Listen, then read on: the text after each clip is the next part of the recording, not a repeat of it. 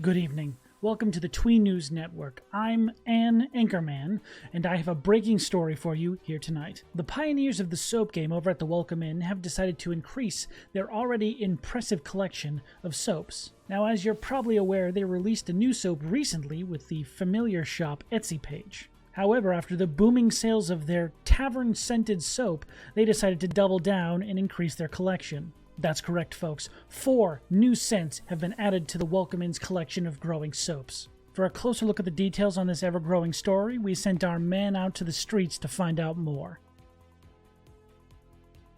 Hi, Anne.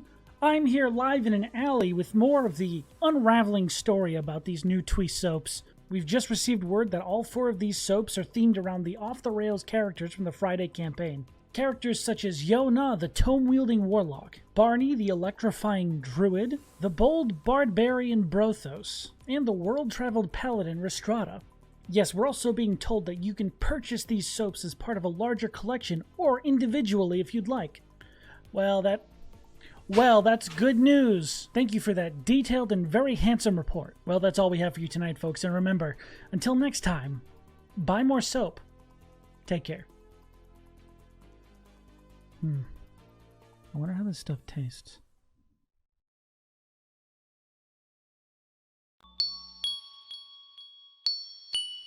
Hi there, my name's Sloan, and you're on the Welcome Inn. If you're new here, or you just need a little bit of a refresher as to what's going on in our campaigns, you can find that information over on our fandom wiki. There you'll find info about our PCs, our NPCs, and write-ups of all of our past episodes. But if reading isn't really your thing, you can also find arcs of our campaigns summarized in neat little 10-minute videos over on our YouTube, where you can also catch all of our past broadcasts. Thanks so much for watching, and welcome in! Ding!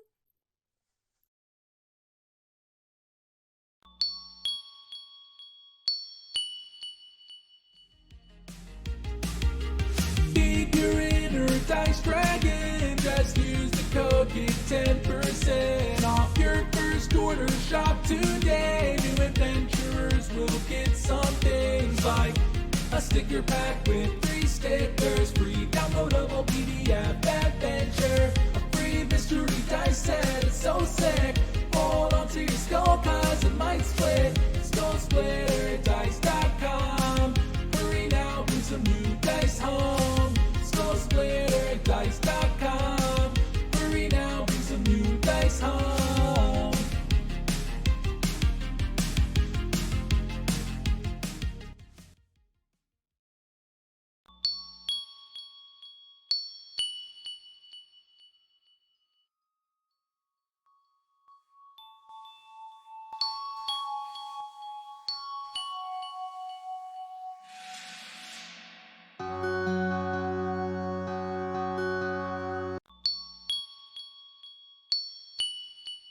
Two, one. We can see and hear you. Right on the 17, my friends. Right on the 17. Welcome in, audience. Welcome in. You are here for session number 5 of Ierth Engaved, and we are joined by our 5th and final, last but not least, for sure, player, Parker Blaze. Hi guys. Hi guys. Now, before we go any further, tomorrow's Parker's birthday, which means we have to do discordant singing of birthdays. I've asked permission. I've mentally prepared myself. Begrudgingly granted it. So, Anna 1, and 2, and 3, and 4, and 5, and 6. Where'd you get that birthday?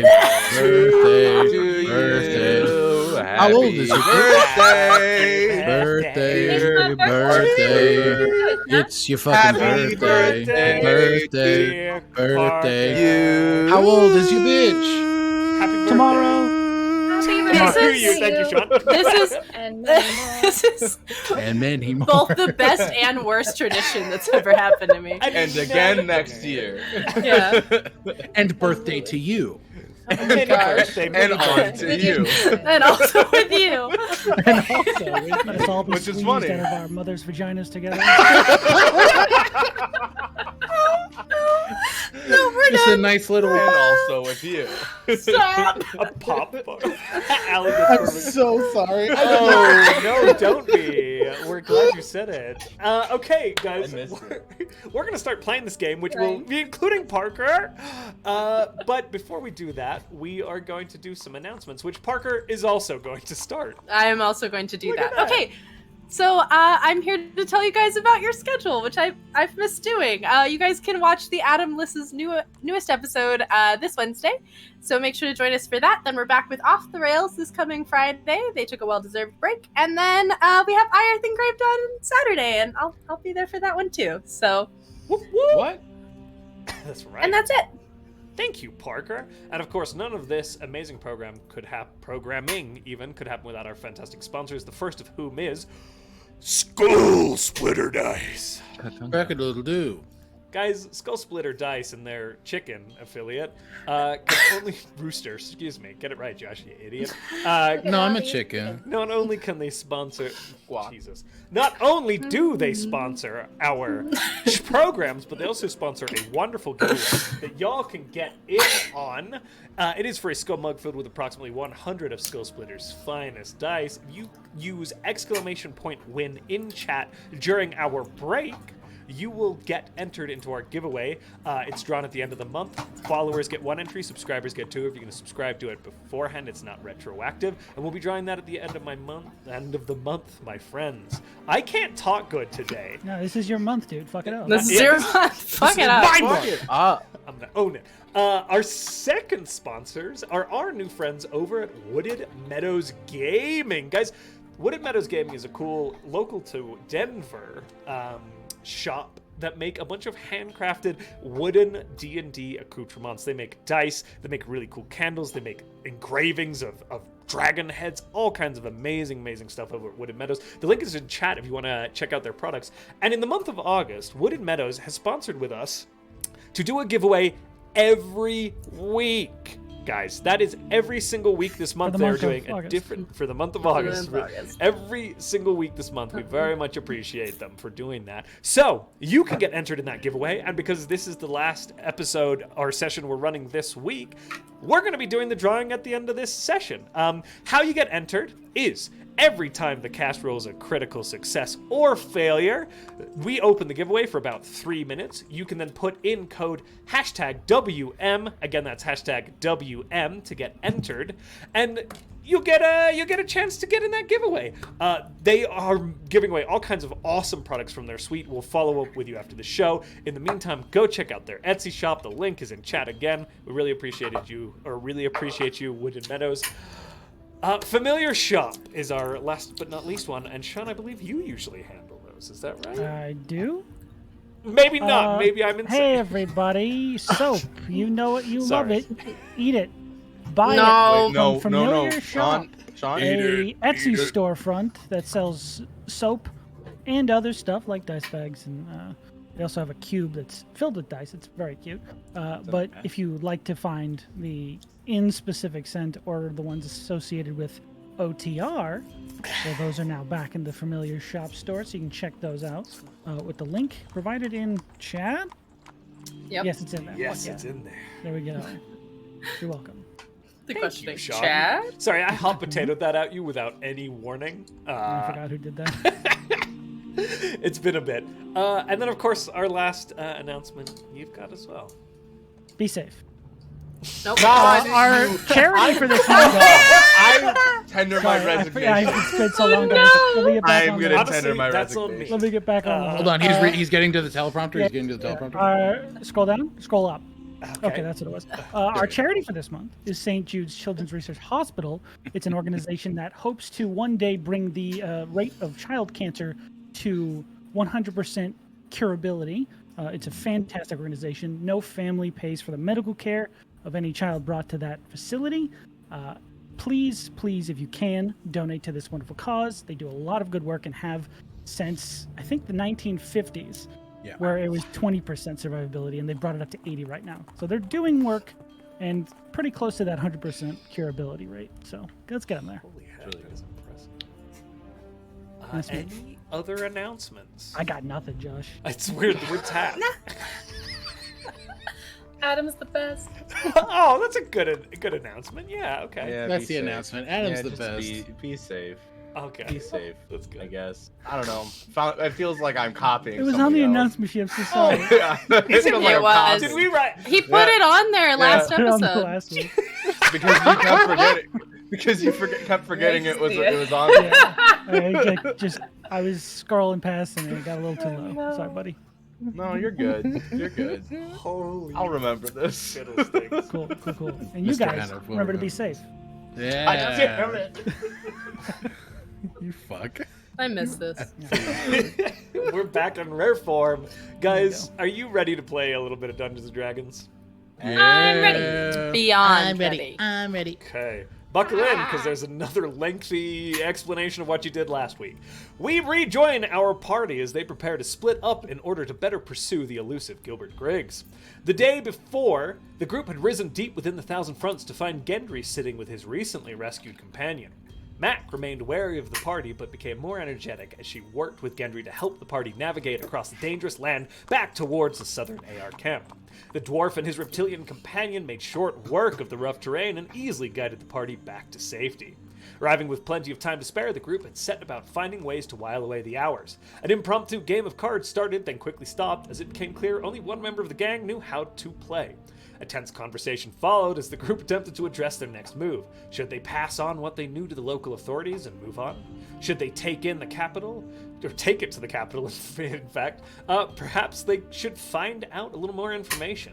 Without a final solution agreed upon, the group settled in quietly as the train began its journey southwest. During the night, Sieg was visited by a surreal dream in which he stood as a soldier in some long-forgotten battle.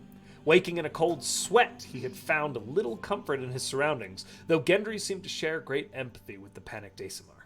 As the night turned to day, Honey set about working on a shield, intended to lay out a design. As they worked, they became so lost in focus that they failed to realize a shield had formed before them from the disparate materials they had gathered. Pausing to take in their work, they had noted a dull burning and slight hum radiating from the back of their neck. This had been the second instance, and as they reached towards the thrum, they had felt another being's emotions wash into them for a brief second. Shaking the strange feeling off, they had presented the shield to Sieg, who, having had a terrible night, was joyfully taken aback by the kind gift which seemed to mean much to him. Trystan had turned to a quiet corner, focusing inwards and looking for peace. His goal had been to commune with the strange ticking and whining that seemed to almost consume him at times. As he sat in silence, the ticking never came. In fact, it seemed as though the whirring was absent in such moments of peace. Late in the evening of X Day, the 26th of Orlan, our heroes had hopped down from the train and immediately made their way to the chief engineer. The conductor of the train had joined them, and after acquiring their payment, they had filled the engineer in regarding what they had unearthed. Tense minutes followed as next steps were yet again discussed, and the party agreed to look further into Foreman Gilbert Griggs. Following the only lead they had, the four found themselves in the workers' camp at the Amity Rail Project. Honey cajoled with the workers around the campfire as Trystan, Sieg, and Gendry crept into the foreman's camp. After a little sleuthing, they came away with a strange cipher and a key to a room at the Twin Hills Hotel and Spa, where it was reported that Griggs had been staying for the last few 10 days. Without hesitation, they made their way onwards towards the hotel.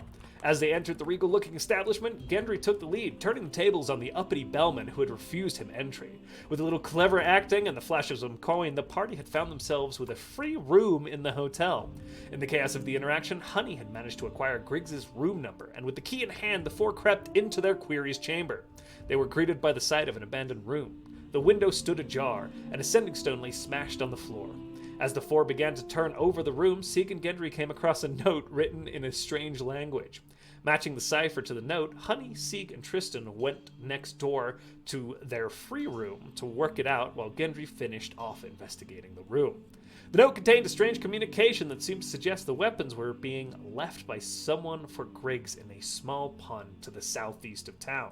It had warned of Rubbletown interference. Taking in all the information, the party agreed to split. Gendry and Trystan would travel to Jean Marc Munitions Factory, and Honey and Sieg would make their way to the pond. It is late in the night of X Day, the 26th of Orlan, 2245 AG. You stand in the well-appointed hallway of the Twin Hills Hotel and Spa, where there aren't any horses, Josh. Whose fucking horse is that? Whose fucking horse is that?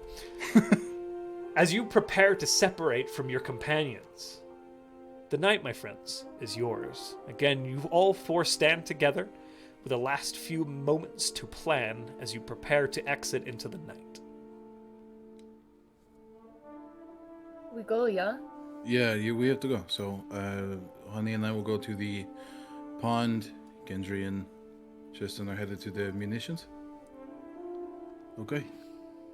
And You're muted, Trystan. I can't hear you. I realized that. It took me a second. This is new to me, and I'm a little scared if I'm being honest with you. Okay. Again, remember, anything bad happens, throw something bright in the sky. Yep. Gotcha. And we'll try and meet back at Twin Hills in our room. Is that what we want to do? Yeah. If we want somewhere more secluded, we can meet back at Zephyr's place. It's safe there. I don't know what The lumber yard outside of town. Gendry, I think you passed it, so you might. Tristan be able also to went meet there with I was us. there. This is true. Oh, Yeah. breakfast, yeah. Yeah, That's I right. went to breakfast. Thank yeah. you. So, okay, well, let's go. Good luck, everybody. Yeah, Yep. stay safe. And we'll move out. All right.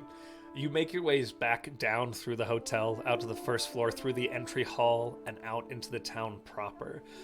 Where you currently stand is kind of in that bottom south eastern corner. And Josh is so prepared that he doesn't have Roll20 open.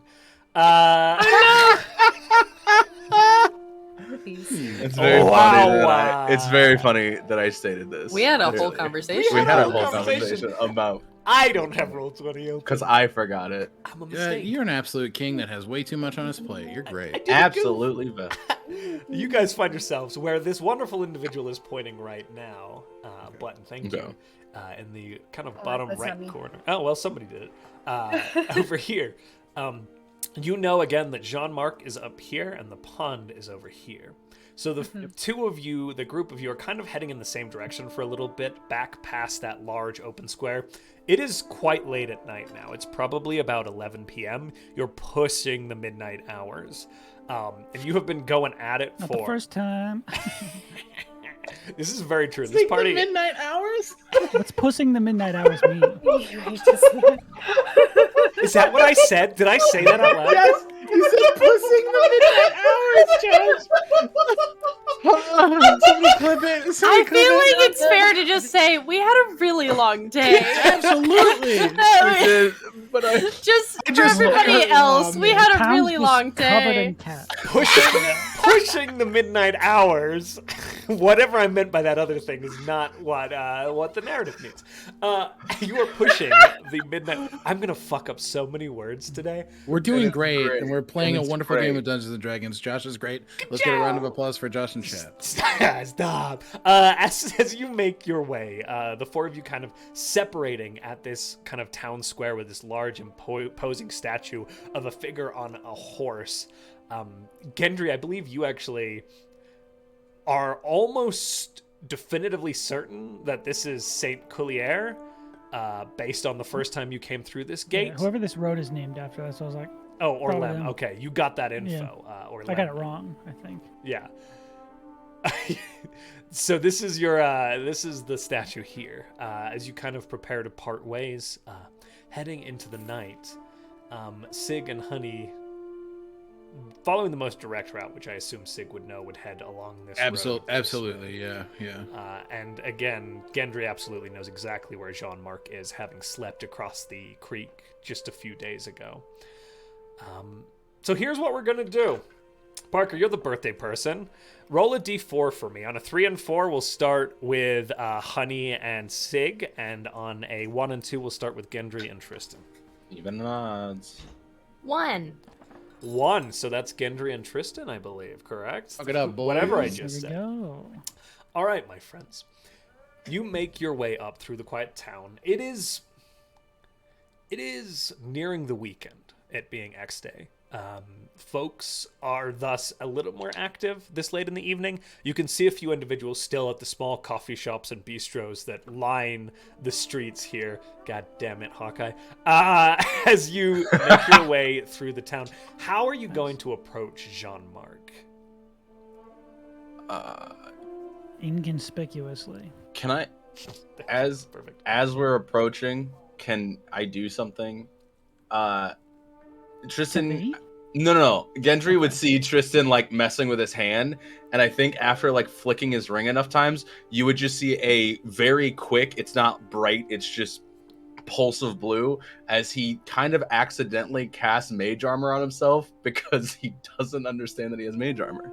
So he just accidentally does it and is like, sorry. How are we doing this? I don't know. What are you apologizing for? I don't know. I think I just did something, but I've never snuck into... The more into... you speak, the worse this goes. Okay, yep. He just points at you and casts message and goes, is this better? You'll get a reply of no.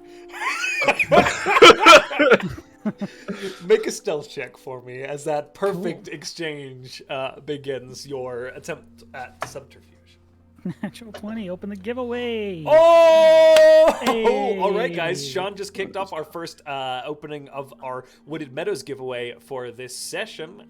Use hashtag WM in chat to get entered in that. It's going to open here in just a second. And you can get entered in for one of Wooded Meadows' fantastic products. We'll actually be drawing that at the end of the session today, my friends. There it is. Okay, put that W in now, my friends. We appreciate it. Hashtag WM. Hashtag W. Look at all those beautiful names. And check out Wooded Meadows, our good friends. All right, Sean, so that was a natural 20, correct? Yes, 26. 26. Holy fiddlesticks. I got an 18. An 18, okay. You are both, especially following Gendry's lead, readily able to conceal yourselves in the kind of shadows cast by these buildings that run along this main street. There are also alleyways that you know kind of lead in that direction, cutting through this neighborhood here. Gendry, if you would like to, you could elect to do that. You also know that the factory sits on the edge of the hill, but there may be some vantage point higher up the hill if you wanted to get visibility. It's really kind of, it sits on the hill, but in the lower reaches of the hill in regards to kind of the crown of this town's elevation. Could one get from, where it is, there it is. Could one get from this hill right here onto these little houses? Oh my fucking god. You absolutely could try to do that. We'll do that. So you are with a natural 20 and an 18. I will. Tristan, are you... Okay, Gendry begins to sleuth. Following the street, you actually see Gendry pass. Yeah, you pass Gendry the front side of the Jean-Marc munitions factory, which is this large... towering building, a couple stories. The work yards are on the back side, but you can still see the smoke kind of fuming into the air beyond the apex of this building. And you make your way up the stairs towards the bridge that you've crossed before, and you know there is an overlying hill. Tristan, are you following Gendry? I think, yeah, Tristan's definitely following, doing the, like, trying to, like, point out that we've walked past it, and he's like, I don't... But he's not saying anything because Gendry told him don't speak or it's gonna go bad. So he's like, just pointing in one, like just pointing over his shoulder as he's like following him. That's perfect. You eventually make your way up behind these. There's a few small homes like nestled on this sort of embankment that looks down over the neighborhood and also the creek to your west, but more importantly, again, the neighborhood where the factory sits. There are also houses lower down that would allow you to get a little closer to the factory itself and possibly get some vantage into the yard. Yeah. You gonna make that leap, my friend? I would love to make that leap. There's about a 6-foot gap between the kind of cusp. The hill is quite steep here. It kind of is these rolling embankments, and there's a gap between the hill and where the house has been built against the base of the hill. Good jump. How tall's Tristan? 6'2". Okay, just like a human bridge. I literally was going to make the joke. I'm not fucking with you at all. I could probably jump that. Yeah, I could probably jump it too. I believe mechanically, with a run, both of you can make that without needing a Oh, check. hell yeah. Cool. So I as do long as you that get a then. 10-foot lead, I think you can clear that. 10 foot. Nice. Okay. Even though my strength is 1 Mine's hold also on, or actually. 12. My strength I'm is not strong. 13. I can do a backflip over it, but I can't jump it. Honestly, same hat. Like, same hat Nice. exactly. No, why Do don't I a that? flip. So your strength score, what's your actual strength score, not your modifier? 12. 12? Okay, so 13. with a run, you guys can jump 12 feet and 13 feet, respectively. Oh, Oh. hell yeah. I Fuck do yeah. that. So, and I'm going to maintain your 18 and natty 20 on that leap. So you land gracefully and silently on this sort of slated roof that sits nestled against this hill. And Nice, easily we did scramble it. up to the top of the roof. I stay low and I get close to the middle section of the roof. Okay, perfect. I attempt the same, but it's very awkward. I'm not used to this. Tristan's a cat out of water. Cats love being in water.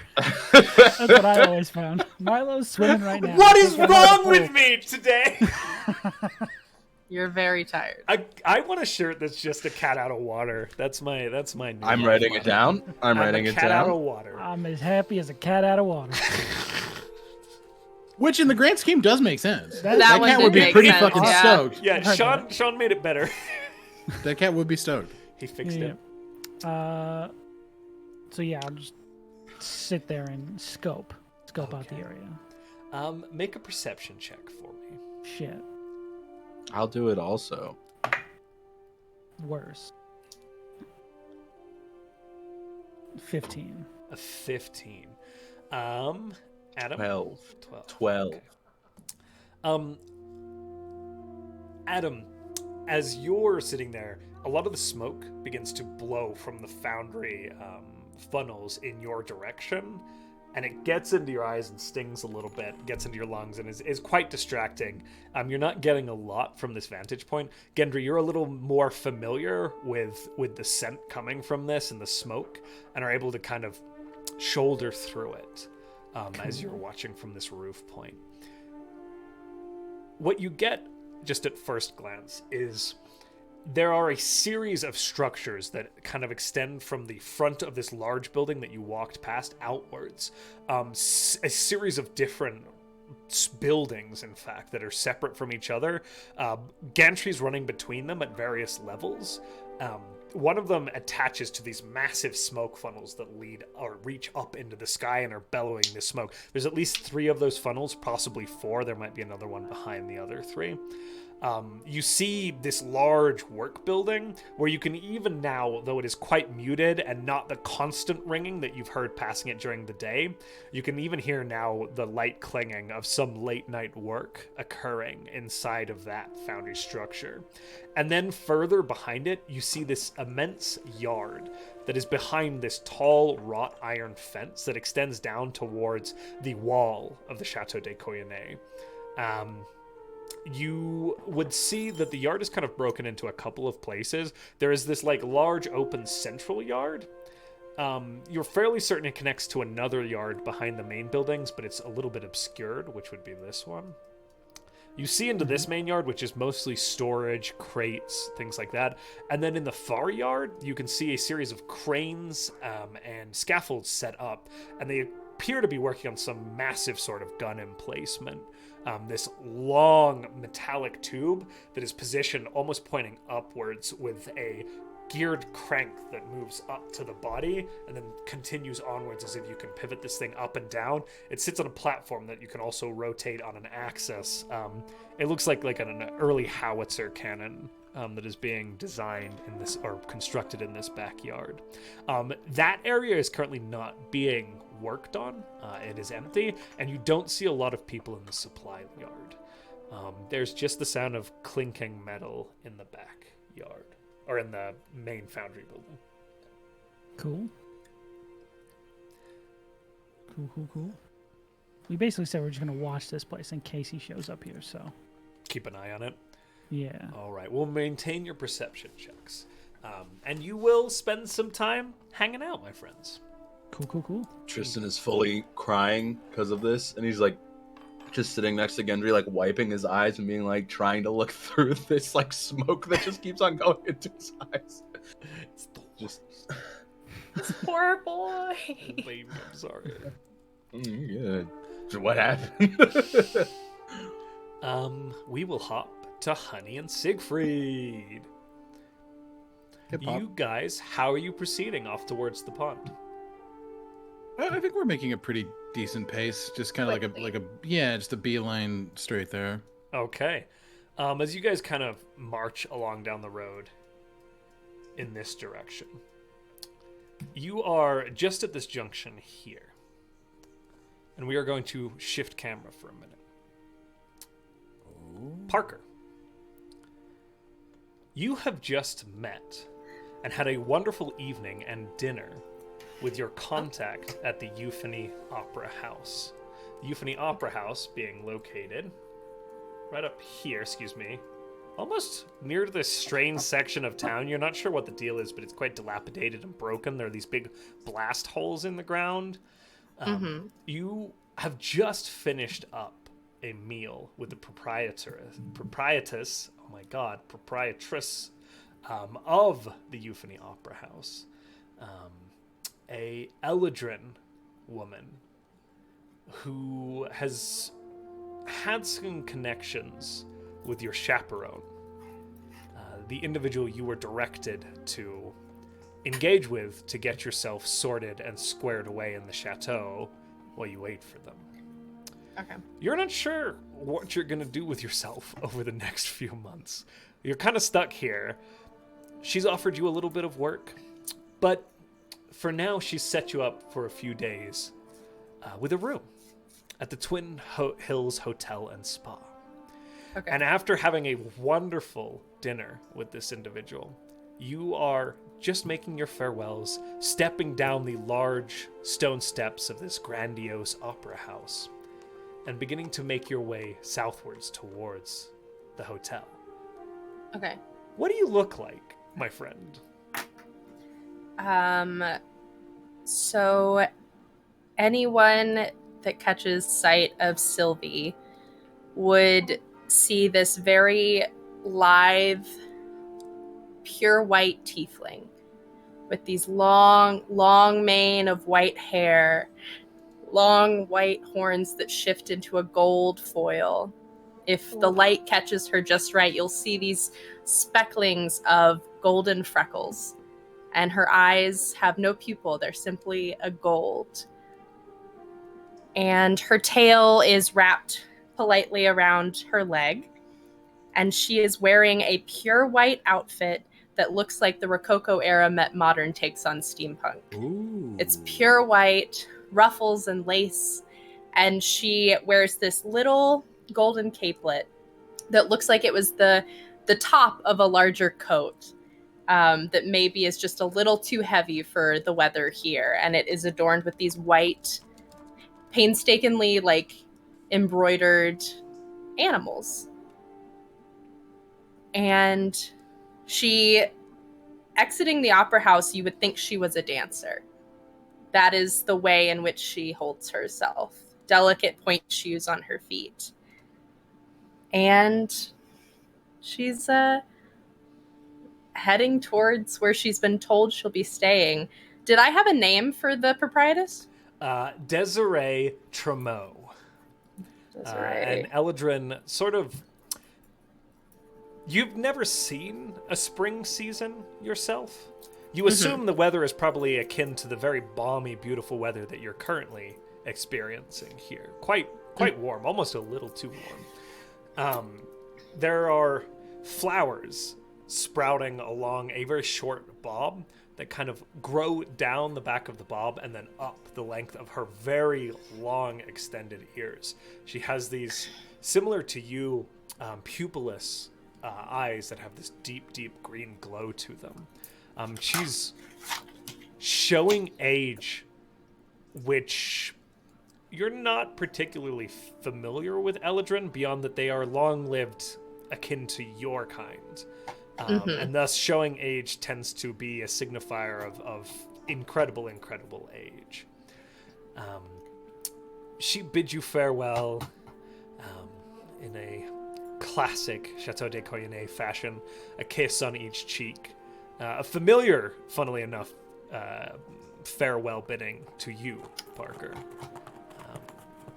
And as you make your way down this street here, you wonder and contemplate what you're going to do with yourself. The town seems almost sleepy and quiet to you, especially after the hustle and bustle of Orziev and your experiences to the south, after your journey on the ship, after your time in Melacre. This is incredibly boring. And then two figures cross your path in a junction. Determination in their stance, the way they're moving is quick. They are going somewhere with clear intent. One of them, a towering fridge of a figure with strange golden markings marring his face and down his neck. The other, you've never seen someone walk with such intensity and purpose and just a slight grudge at the entire world around them. Long flowing brown hair, kind of a human in appearance, but their adornments are very intense and not like the attire you've seen across Rougemont. This deep, almost red vestment with this strange gold filigree along it. And they walk straight past you, heading for the gates. Siegfried is a good name. So they walk past me and I can tell that they're intent to go somewhere.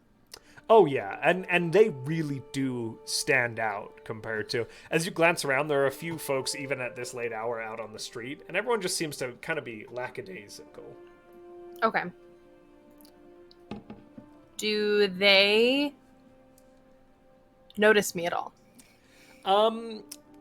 You're not trying to conceal yourself, are you? No, I just am walking down the street. Do they give any sort of attention to me? What are our passive perceptions, gang?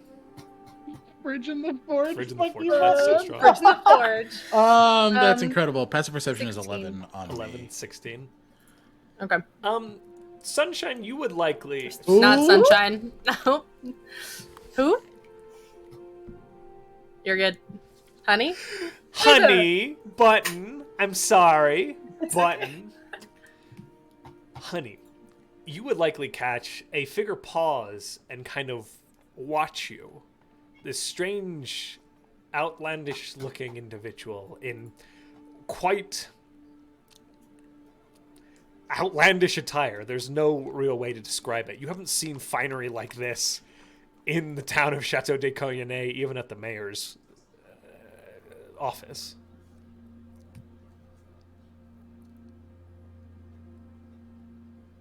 And You're set. This person just kind of stops and scrutinizes you. they look back, their eyes narrow a bit at being scrutinized. And they're like, come on, Siegfried. They Pick up their pace. They definitely take in the appearance of the figure, but like, they don't want to be seen right now. They're just like, God damn it. Are you gonna try and move on and conceal yourself? I don't think they care about being seen. What we want to do is get to the pond and see if there's still evidence there. So I don't think we're concerned about stealthing. I think we're concerned about speed. Okay, We want to get there before someone else gets evidence out of the pond. Yep. So Sylvie, you watch this one figure. The tall, towering one doesn't seem to notice you at all. It's just set Dumbass. going on. The other figure, however, glances at you. Their eyes narrow, and there's a little bit of a frown, and then they look away from you and increase their pace away from you. Is there an alley near me? Oh, let me look at my map. Is there an alley near me?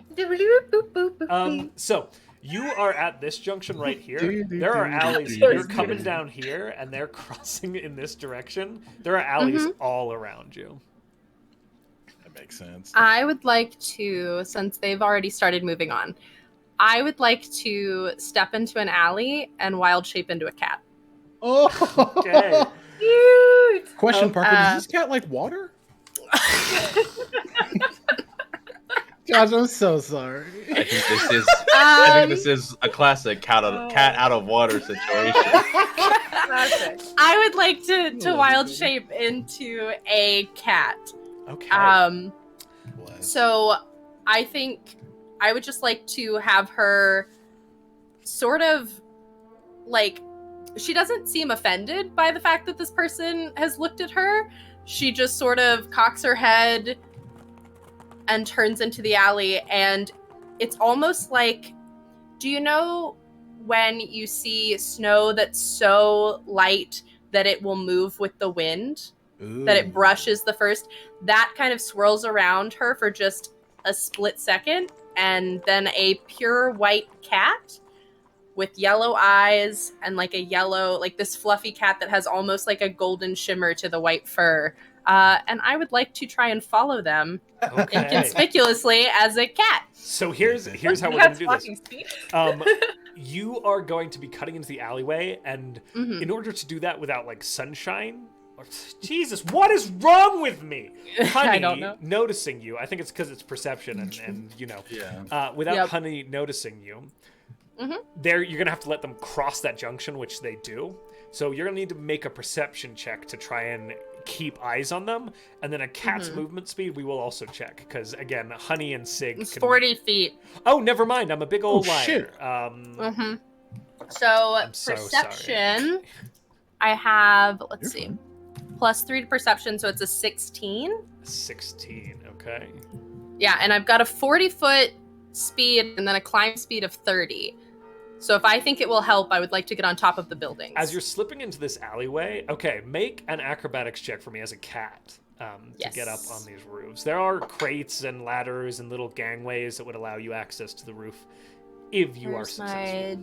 My dex... Do I just use my dex score, correct? So that's +2, so a 17. 17. Ooh, nice. It is easy enough to get up onto the roofs as you kind of bounce your way up. You find yourself up on the roof, and with that perception check, you are now skirting along the roofs and do see these two figures continuing towards the gate. Now, I will say, Honey, you clocked this person and are kind of keeping your head on a swivel. If you'd like to make a perception check, you are welcome to do so. I'm gonna give myself disadvantage because I don't expect a cat. Of course! And I appreciate you for doing so. You also don't have to make a perception check if you don't want to. I just... Nah, open up the giveaway. Yeah! Open up that giveaway! There we go! Again, hashtag WM, my friends. Thank you, Our Buck. friends at Wooded Meadows make natural ones not feel as bad. That's true. Open up that giveaway. Get entered, guys. Get entered. You watch as you glance around over your shoulder. This person is not following you. You are quite certain you are in the clear. It must have just been they were curious.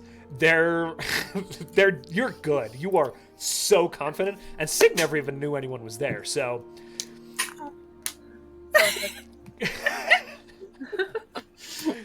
There was a person who looked at us funny, but they're gone now. And they keep What? getting... Where? They're gone, it's fine. Okay. He's in full like linebacker mode. He's just running towards the goal. All right. As you continue, you find yourself, Sig and Honey, approaching the gate that heads towards the Amity Rail. You've crossed through this space before. You know that there's a little kind of road that leads down towards the rail station. And in a little copse, a little woodsland down below the hill here, Sig, you know that is where that pond sits, kind of concealed from prying eyes up on the walls or on the roads around it. It's a pretty cute little spot, quiet and quaint. People take picnics there and things like that from time to time. He'll just show that direction and just move in. Sylvie, You find yourself coming to the end of the roof that you have been following on, and will need to cross open ground and either go through the gate or up over the wall to continue to pursue your query here. I think because she's a cat, she's just going to continue straight through the gate like nothing is wrong. Okay. It takes you, you fall behind a little bit now after getting down the building and then crossing through the gate without kind of, you don't want to necessarily draw the attention of the guards, not that they're going to care too much about a cat, but just in case. But you do make it through the gate. Sig and Honey, you begin to move down this hill towards this pond and find yourself entering a dense thicket before you can even see the pond along this stretch here. Even in the fall, there are still a lot of brambles and briar that is built up around this. There are little paths to cut through it, that get down through to the pond itself, because again, people do visit this location. And you kind of begin to pick your way down there. You can kind of continue to forge ahead full tilt. Yep, he'll just kind of say, as he's kind of maneuvering them through this thing that I imagine he's sort of familiar with. Yeah. Just given his time here. Yeah, this is a nice place for a picnic. We should definitely do that sometime. But we need to find the fucking lake. I need the fucking pond now. How deep is it? Do you know? Josh, how deep is it? Do I know? Has Sig ever visited this location? I'd say he's absolutely gone for a little swim if he can. Maybe 4 or 5 feet at its deepest. Okay. It's a pond. It's not a body of water. Like 5. He went for a walk. 5 feet max. I got disappointed because I looked like fish out of water, and that isn't what I wanted because me wanted swim. But don't you mean a cat out of water? I've never heard that before, but yeah, probably. That's my resignation. That's what it is in Burger Castle. Cat out of water. That's right. Burger Castle canon. Okay. Yeah. Are we 1,000 feet from the pond? You are closer than that. Okay, perfect. I believe. I can tell you. It's on the map. You are within 400 feet. Nice. Okay, we have to make sure that we're not wasting our time. And they kind of flick their tongs forward and trying to focus on this entity who they're not sure whether or not it's Daira or something else. Is it there? And this little spark flicks out from the tongs and dives into the water as they cast Locate Object, looking for a watertight gun box. Okay. As you flick this coal, this ember, it lights and hits the water, and as it hits the water, there's a tss, and you actually watch it fade a little bit, but not go out in its entirety. And when it hits the water, you would think it would kind of drop at an angle, but instead it kind of drops at an angle and then flits slightly out and then to the right and then settles near a large batch of reeds in the corner of the lake up here. Sylvie, you have heard a little bit of a crash and a thump of individuals in heavy armor moving through a thicket unstealthily towards a pond, and it's fairly easy for you to follow. And you find yourself about 50 feet back, the two of them standing there, and one of them raises these strange metal implements and flicks some fire out into the pond. Does it look reminiscent of any sort of magic familiar to me? Make an Arcana check. Okay. I'm not usually this good. Unnatural 20. 19 plus 1. Okay. 19 plus 1. The spell looks like it might be some sort of detection spell, and you are certain it's magic. The brand of magic does not seem particularly familiar to you. The way that it manifests. Okay. I think if they haven't noticed me, she's just a white cat sitting 50 feet away, thinking this is the most interesting thing that's happened to her all day. Okay, you just watch. I watch for now. Okay. Perfect. Is that it right there? Did you see how it moved? Yeah, I think that is it. Okay. Is it still sort of illuminated by Honey's magic? So the coal is kind of settled to the bottle, and they're at the bottom of this pond, and you can see it. The water there is about 4 feet deep, and you can see it sitting there. It's murky around it. It's hard to see anything. Like, it's not lighting up the object necessarily. I will take a coin out of my pocket and cast light on it, and I will toss it into that spot, just to try and give it some visibility. Okay, you cast light, and the coin flicks out. It spins through the air, and it plinks into the water, and begins to kind of sink downwards. And it casts, you see these shadows around it, the light kind of puncturing the reeds that are growing up around. And the first thing you see is this wooden chest that seems to kind of be nestled in between the reeds. And the light settles over metallic bandings and these little pieces of leather or something that run along the seams of the chest. And as the coin kind of settles even more, you see human flesh and blood staining the water. As the coin continues to float and settle down, there is a corpse in the water next to that chest. There's somebody Brown in there. hair. Hard to tell. You're gonna have to get a little closer. Sig is pushing into the water at this point. If he sees a dead body and this crate that he's supposed to grab, I'm looking around for someone who might have done it. Make a perception check. Fuck that. Okay. 24. 24. Okay. You absolutely see a small white cat sitting on a log, watching you intensely. The fucking. Barring that, you do not see anybody in the vicinity, and you're quite certain there's nobody in the vicinity right now. Cool. They look at the cat and they go, "This is a very bad day, and there's a dead person in that pond. If you want to go somewhere else for the fishies."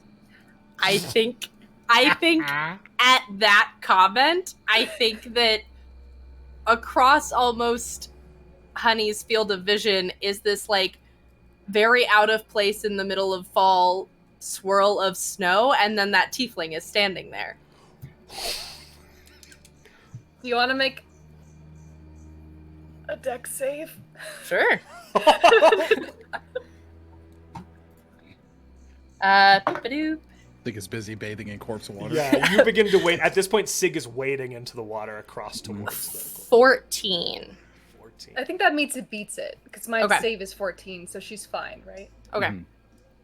Yes, just checking. Because they would immediately Sacred Flame at the site. Yes, Parker would be But rolling I think against she's it. fine. Yeah. Yeah, so 14. So in that case, just for flavor, I think if you tried Sacred Flame, it almost looks like a little ballerina hop out of the way. On a tree behind you. No. Bonjour? Bonjour? No.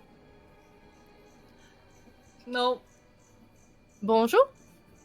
Hello? My name is Sylvie, and you are Great. in trouble? No. You look like you were in trouble. I am not You in looked like trouble. you were in trouble in the city, which is why I thought it would be interesting to follow. That's a very interesting conclusion for you to come to. We're not in trouble. There's a dead man over why there. were you a cat? Yeah.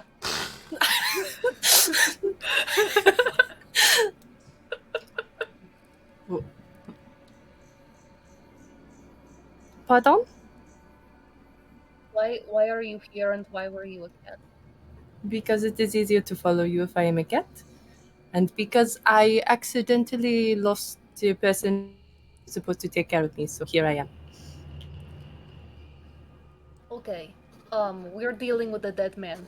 If you want to not deal with the dead man, the gate or that way. You didn't Do see you... us. I did see you. Nope. Nope. No, I did. No. See you? No.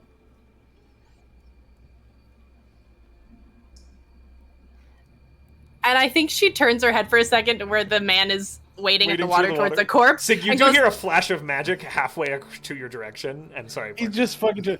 What? And the who fuck are is you? going- Who the fuck are you? My name is Sylvie. Looks at Honey. Do you know her? No. I know you now. That was an ominous statement you just made. You don't. Do you know our names? Can we help you? Are you okay? Do you need help? What the fuck is going on? Do you need help? You are waiting towards the corpse, my friend. He looked familiar, Siegfried. Do I recognize his body? As you kind of are halfway there, you go to move the last few steps over and lean down. You're tall enough to pull this figure up, and as you pull up, there's this mop of ratty brown hair over this face. And as you kind of push the hair back, the description of Gilbert Griggs is met. And with that, we will jump to our group back at the Jean-Marc Munitions Factory. Sylvie's so cute! Sylvie legend. Back at Jean-Marc. After about 15 minutes of waiting, nothing is particularly sticking out to you, Gendri, until you see, just catching out of the corner of your eye, a figure, not coming from the main road, but following this wrought iron fence along the back here, slipping from shadow to shadow. Without your incredibly trained eyes, you wouldn't have caught them. They are hood up, and they pause at a spot in this iron fence, and you watch them look over their shoulder a few times and fucking not clock the people watching them, and they lean up, and one of these wrought iron bars, they push it to the side and slip through the fence and vanish into the yard of the Jean-Marc Munitions Factory.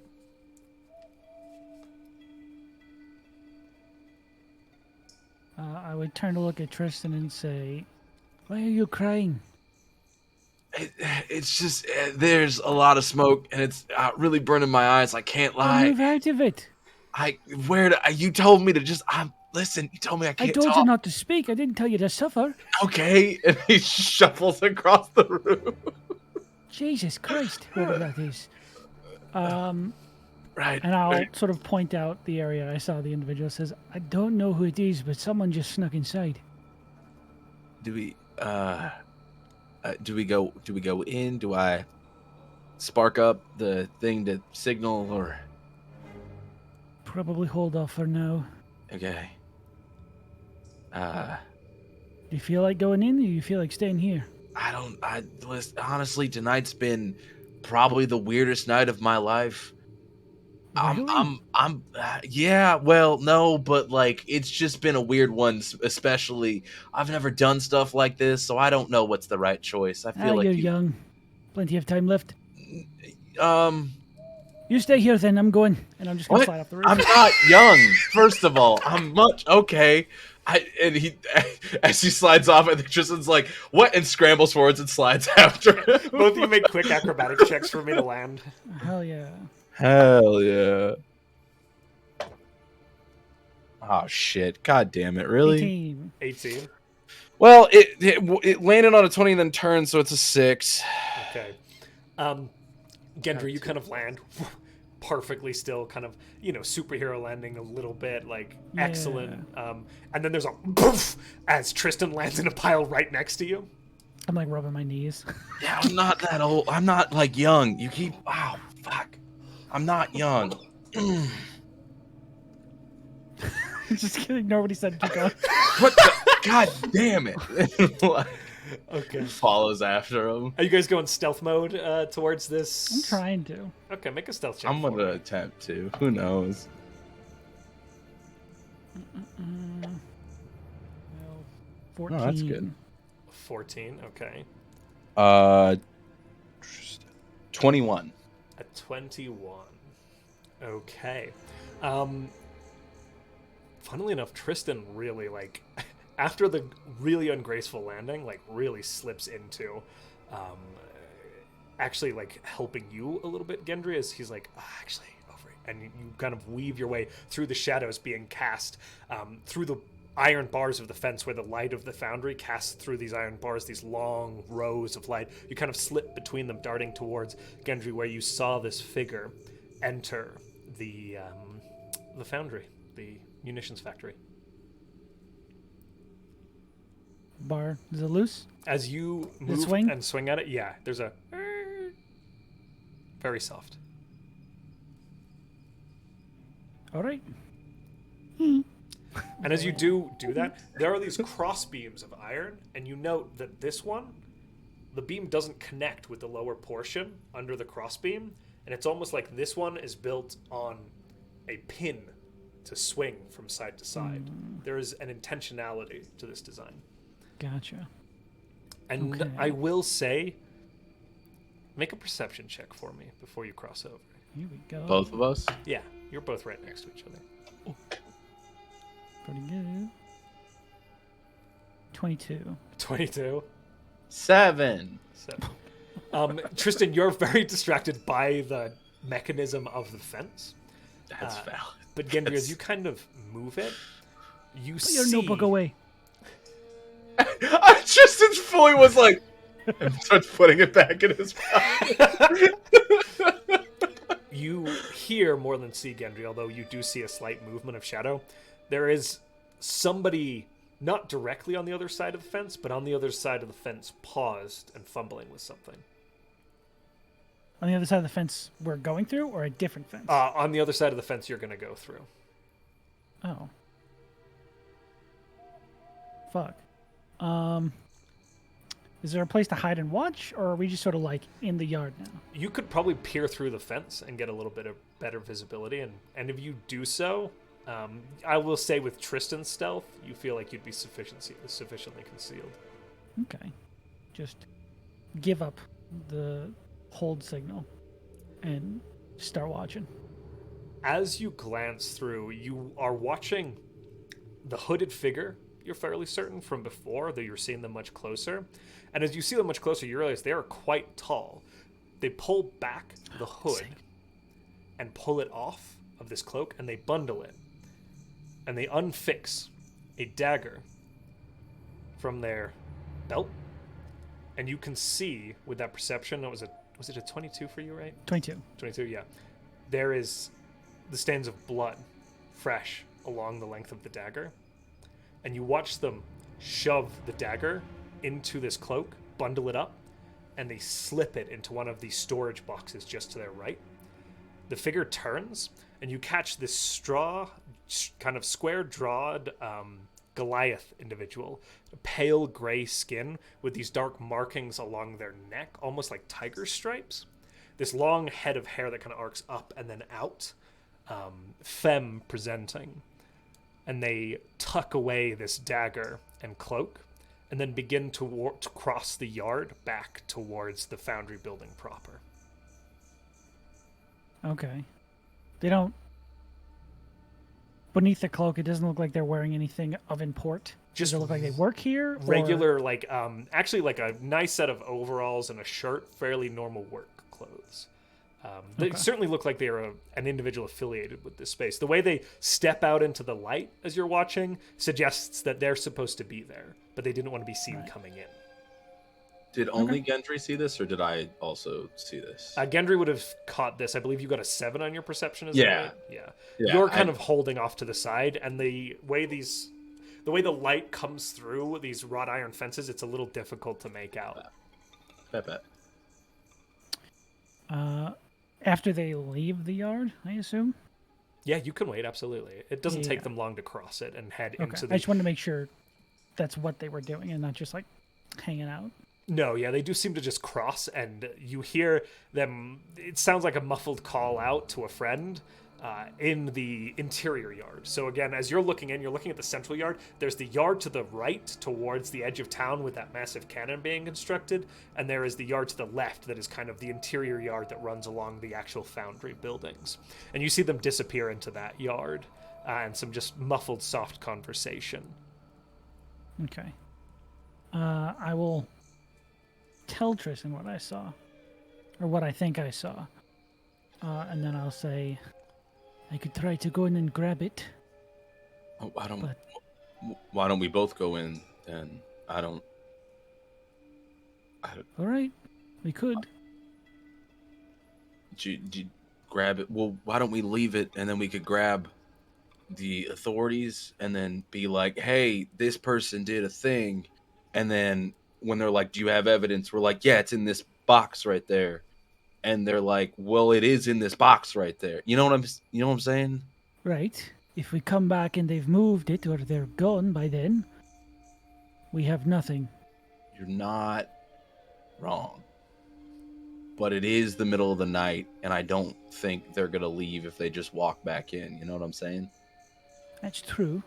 But another group is currently going to see about this chest that I assume they're trying to keep hidden. Yeah. So they could be a bit on edge, paranoid. They might come back and check on that thing again. The chest or the clothes? What they've just hidden. Right. I'll go by your lead. You seem to at least understand this better than I do. I'm gonna at least take a look. Okay, I got your back. How about that? Sounds good. Swing the bars open. Okay. And I go in. Okay. I'm gonna ask. I'm sorry for one final. Give me stealth that check, stealth roll. I kiss my dice. And you're going as well, Trystan. Yeah. Yeah. Let's go. This one isn't good for me. Mine's a 19. Oh, thank God. What'd you get, Trystan? Ironically, a 7. Is that ironic, or is that just you keep rolling 7s? Yes, and. Hopefully he's got a modifier. Stop. I love you. Okay. Gendry, you kind of take the lead and easily slip in. And as you slip in and begin to move, it is not more than 10-15 feet to where you saw this figure tuck a box in. As you begin to head in that direction, you hear a as Trystan has gotten his cloak caught on the bar, and it is pulling, and he keeps tugging at it. I'm going to cut his cloak. That's fine. That's fine. That's absolutely fine. Just immediate instinctual response. I'm just going to cut his cloak free. Okay, you cut off like the corner of your nice blue coat. Trystan is just whoosh, shorn. Trystan 100% goes, thanks. And it is not phased by it. Keep your It's not phased. down. Sorry. Shit. Thanks. Okay. I'm going to say cutting the coat nullifies that 7, and you are Nice. moving on to 19. Okay. Then I will go over to the storage box they hid it in. Yeah, what you see is essentially like ran almost directly up. You're skirting it to the wall that you came through on. There is a series of crates stacked one upon another. It looks like metallic materials or something, some sort of ore or gunpowder or something like that. But as you make your way towards the end, there is one box that is the box you watched this figure interact with. And you can see that the lid is just slightly off kilter, where most of these have been hammered shut. This one is released. Does it have anything else in it? If I look in it, is it just this thing that it's stashed in, or is there more stuff beneath that? As you kind of crack it open and look in, it is the stashed items and then raw metal materials, ores that have been piled into these crates. Okay. Seemingly using something innocuous as a storage place for this. Gotcha.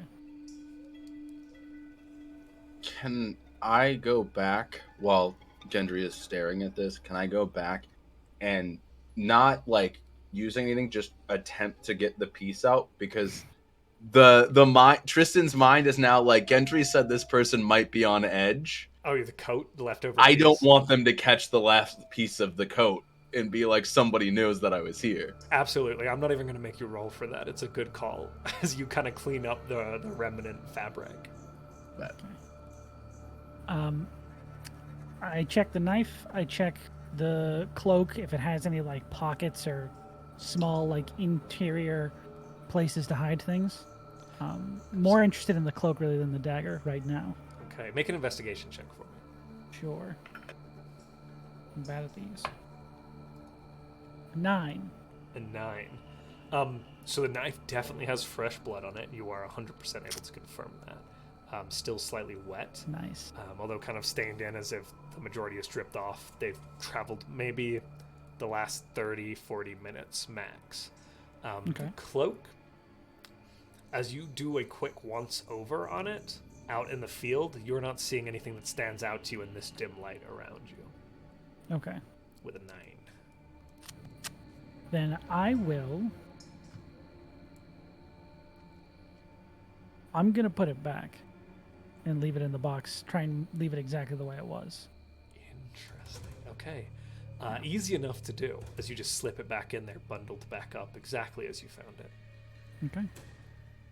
How many people do I think would be here? Not going to look to see how many people are in the building. How many people do I think are currently here from the sounds and the calling out they just did? Maybe. From what you've heard, no more than 3 or 4 people.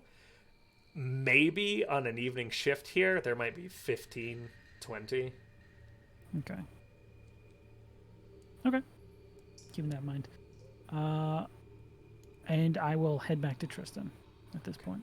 You guys find yourselves on the inside of the munitions factory fence. I didn't want to leave. Oh, okay, I didn't want to leave evidence. Sorry. That's a good idea. He slips back out. You guys slip out and are able to do so. Where are we? Where are we headed? Are we? Away. Well, like which to where? I'm just gonna run towards the buildings we were hiding at before. Okay. Easy enough. We will maintain your stuff from earlier as you guys run back towards your buildings. Mm-hmm. We are going to take our break, my friends. Ooh. And when we get back, we'll be returning to the crew at the pond. But first, it's break time, and break times means Skull Splitter Dice giveaway. So, that is about to open. When it does, use !win to get yourself entered for a skull mug filled with approximately 100 of Skull Splitter's finest dice. Followers get 1 entry, subscribers get 2. If you're going to subscribe to it beforehand, it's not retroactive, my friends. And be back with us in 10 minutes when we continue whatever the fuck is going on here. See you shortly. Bye. Bye. Bye.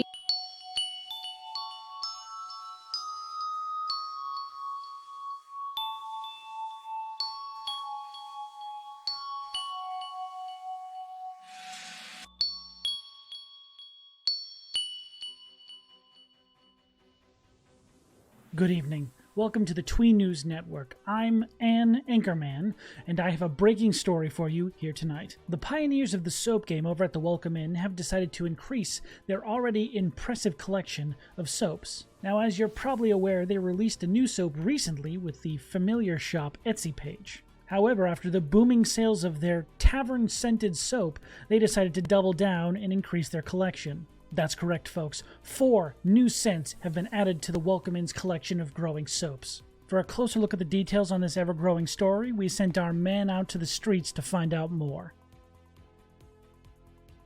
Hi, Anne. I'm here live in an alley with more of the unraveling story about these new twee soaps. We've just received word that all 4 of these soaps are themed around the off-the-rails characters from the Friday campaign. Characters such as Yona, the tome-wielding warlock, Barney, the electrifying druid, the bold barbarian Brothos, and the world-traveled paladin Restrada. Yes, we're also being told that you can purchase these soaps as part of a larger collection or individually if you'd like. Well, that's good news. Thank you for that detailed and very handsome report. Well, that's all we have for you tonight, folks, and remember, until next time, buy more soap. Take care. I wonder how this stuff tastes.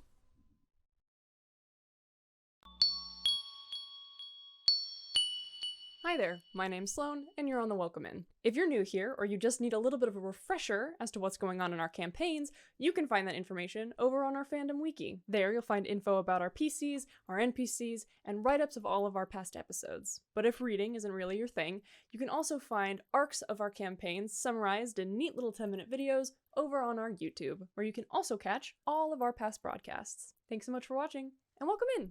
Ding!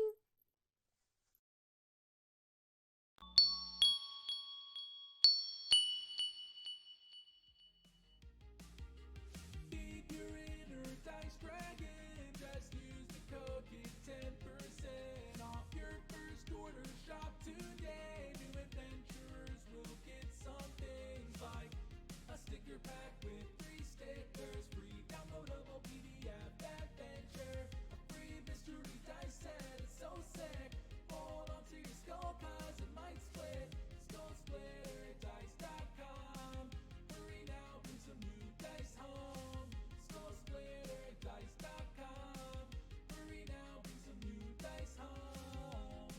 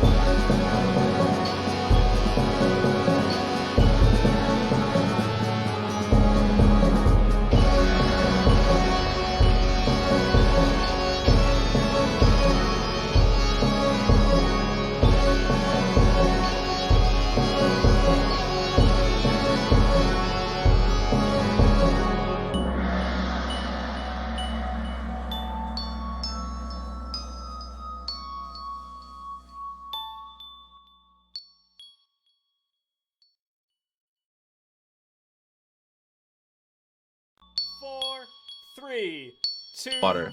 1. They can see and hear you. You fucking my nice ass. I really that. love they can see and hear you eat my ass. I don't think they got what Adam said. They just got my reaction. All right, guys, welcome back in. Look at our little logo. Now Sylvie's in there as well, my friend. Oh my god, look at my baby! We got the squad. Dude, that's sick. We're the fucking Power Rangers, dude. Oh my god. Oh my god. Dude, I always wanted to be the Blue Ranger. Holy shit. I'm the White Ranger. Fucking Power Rangers, dude. This All made right. my dream come true. Guys, when we left, our party had been split in twain.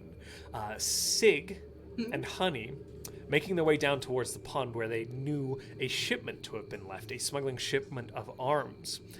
As they made their way in that direction, they were followed or pursued by a strange white cat, who turned out to be none other than Sylvie, who made herself completely available to them, and in the jarring surprise, the party rightfully reacted in a little bit of like, oh my god, what the hell, why are you here? There may have been a little bit of sacred fire, but nonetheless, we will rejoin them in just a minute. But our other part of the party had headed Sacred off. fire at the demon.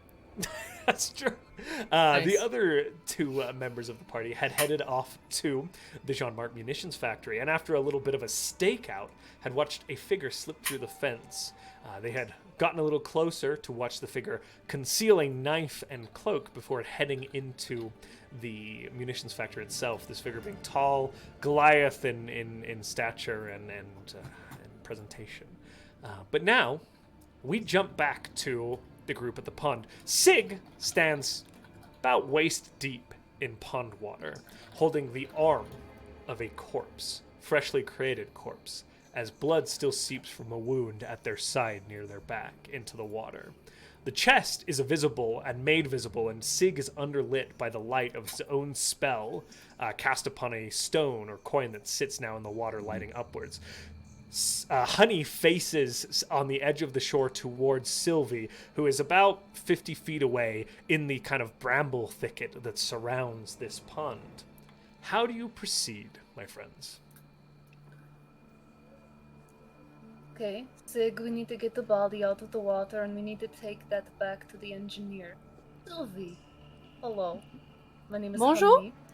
Bonjour. Annie, it is glad to meet you. Great to meet you. We are I doing do an not believe that investigation. you said that in the tone that I believe, but continue. I am irritated that this is happening. They pull out they pull out the writ from the engineer. We are doing an investigation. We have found what we need to. Would you like to come back and report it with us? You are since have more? very official then.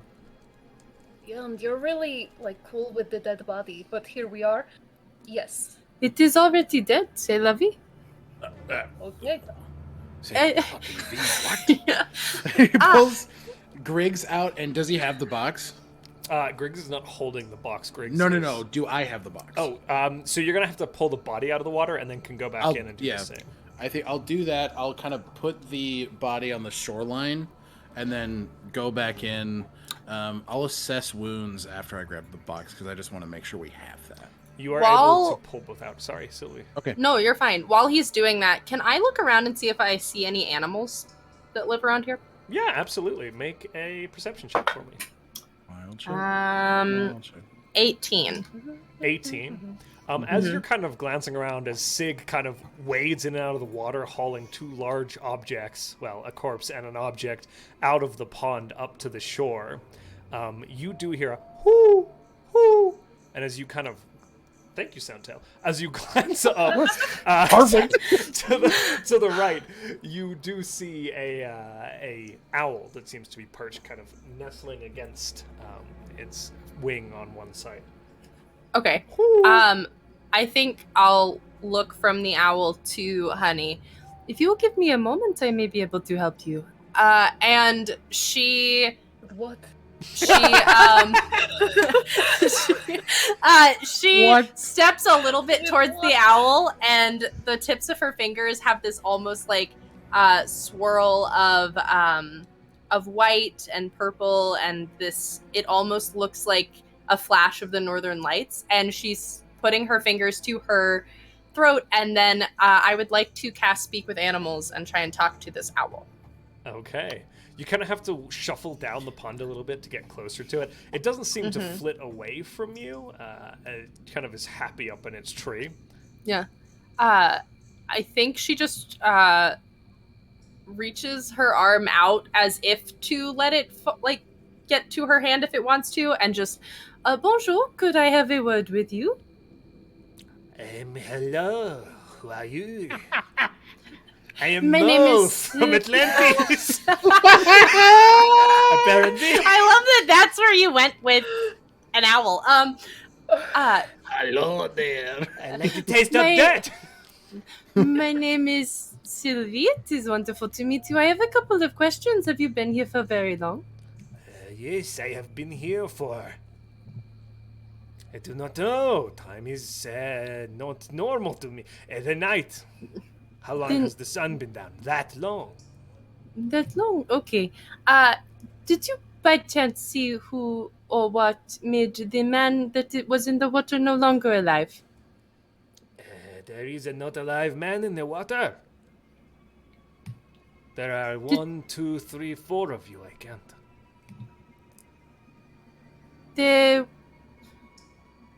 The one is the that wet one is dead. Oui.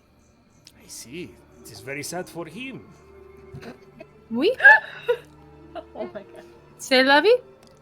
Did you by chance hear Yes, anything interesting? There were people talking, I think, on the shore. Quiet conversation, and then they splash. I came over to check it out, but nobody was here. My name is Hubert, by the way. Hubert? Hubert. Hubert. Hubert, That is, fuck, damn it. That is, it is unfortunate that you did not see anything. We are very curious.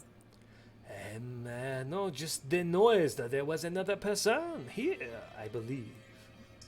Just one. From the sound of the conversation. Or they were talking to themselves and then died and fell in the lake. I do not know.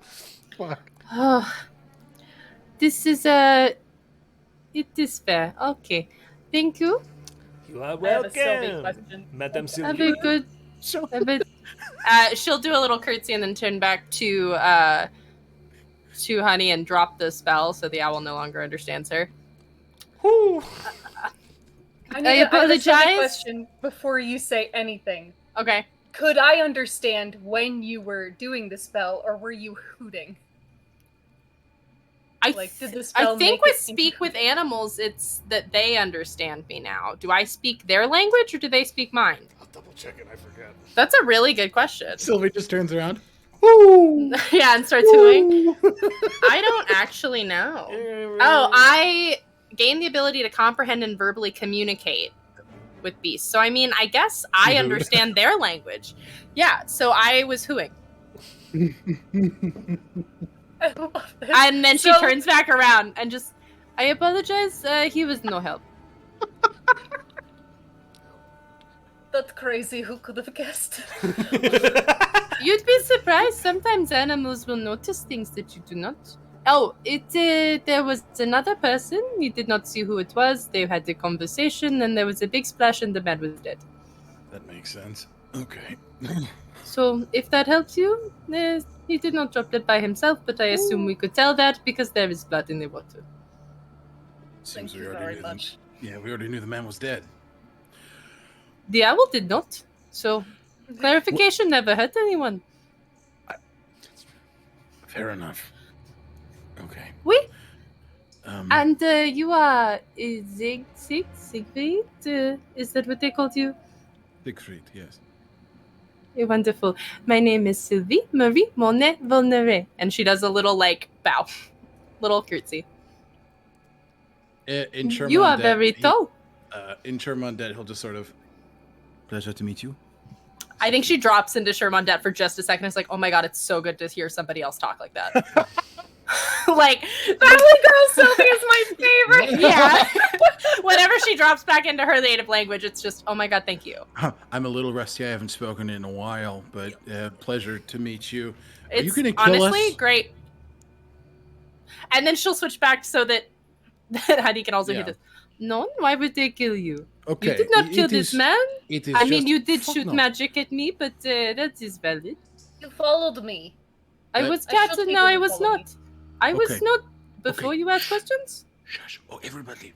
Quiet, please, for like 2 seconds. So, Hmm? we're going to leave his body here. We have What? to go and find...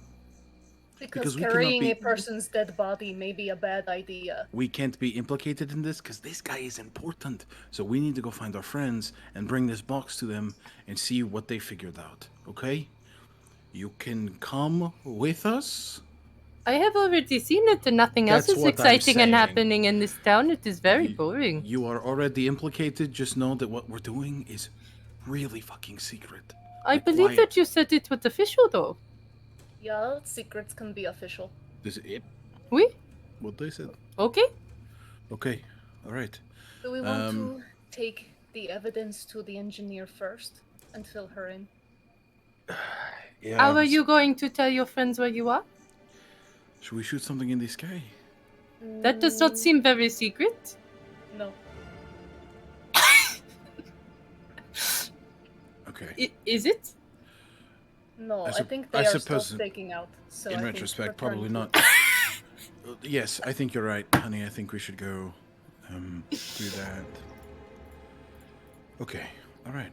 All right. And does it feel like the contents of this box are still within it? Like, Yeah, is there it weight definitely to it? weighs like there is stuff in it. Are you said you were going to check these if you want to make an investigation check. Yeah, I do. I do indeed. Okay. So open up that fucking giveaway, baby. Natural 20. Ooh. We love a 20. Hell yeah. On investigation, I need that shit. Okay. So guys, hashtag WM to get yourself entered in our Wooded Meadows giveaway. We'll be drawing that at the end of the day's session. In the meantime, Siegfried, first investigating the body. Yeah, I want to investigate the body and then look at the crate. Sorry, Josh. No, absolutely. There is a stab wound in the back, and it is a single stab wound, well placed, right near the spine, missing the ribs and plunging straight into the internal organs. This is somebody who knows what they're doing. And the individual's back was turned.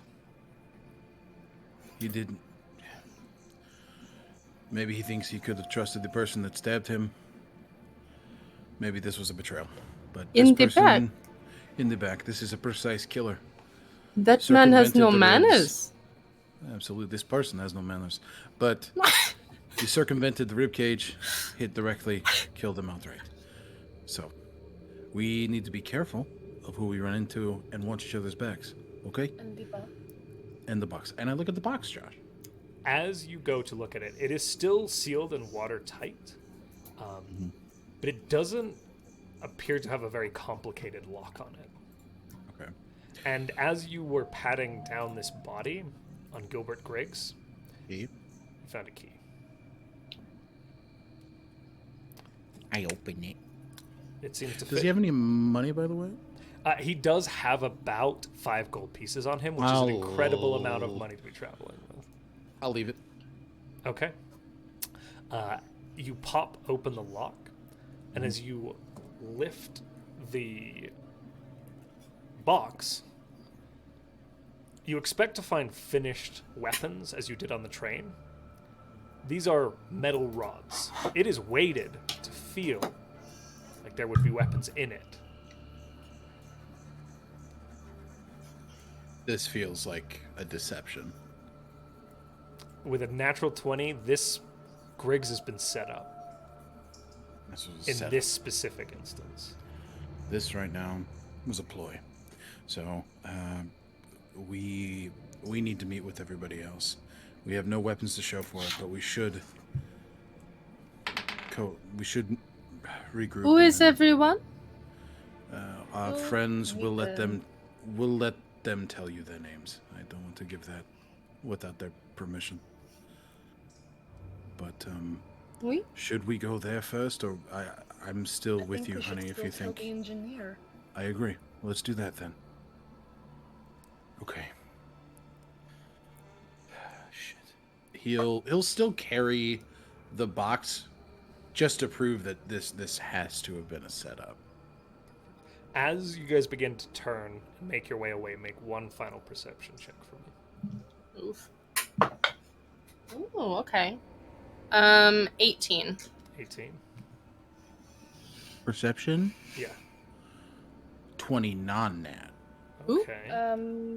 23. 23? 23 just gets it. Ooh.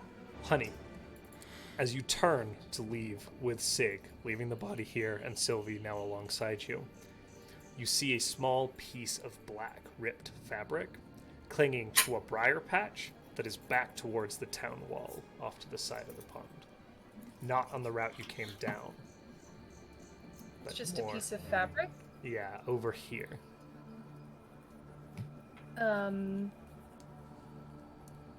They'll, in their covered hand, pick it up. So you make your way over there?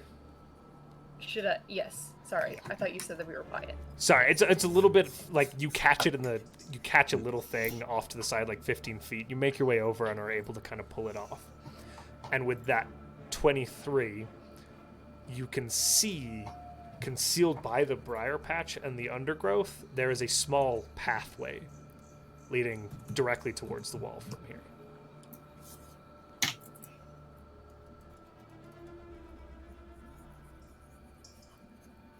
We are coming back here with everyone. They'll point it out to Siegfried and Sylvie. Okay. Good eye. Thank you. Yeah. All right. And we'll start making his way to where the conductor is so we can show this off. And then I imagine we'll just go try and figure out where Gendry and Trystan are. Well, as you make your way back to the conductor, let's jump to our friends Gendry and Trystan. You've made your way back up onto your little roof stakeout position, having infiltrated the Jeanmar munitions factory, found a little bit of information. From there, where do you proceed, my friends? I, for one, would probably try and wait until this person comes out, unless something else happened. Interesting. Because they snuck in, so I'm assuming they want people to think they were there the whole time, which means they would have to leave at the end of their shift. As the front door. You watch, about half an hour later, right at the top of the hour, you see the large twin doors of the munitions factory open and 5 people exit. And one of those figures absolutely towers over the other with the long sweeping hair and the gray skin, and they begin to move into town. I turn to Tristan and I say, "They're moving." Right. Are we following? What do we do? Yeah. Okay. Yep. And I think Trystan really quickly at that point takes the cloak off and takes the hat, bundles it up, and puts it in his bag, so he looks less ostentatious while he walks around the streets. So he's just walking in his vest at this point. Beautiful. This figure begins to move down this way towards town. You guys are currently kind of perched up on this roof here. How are you following?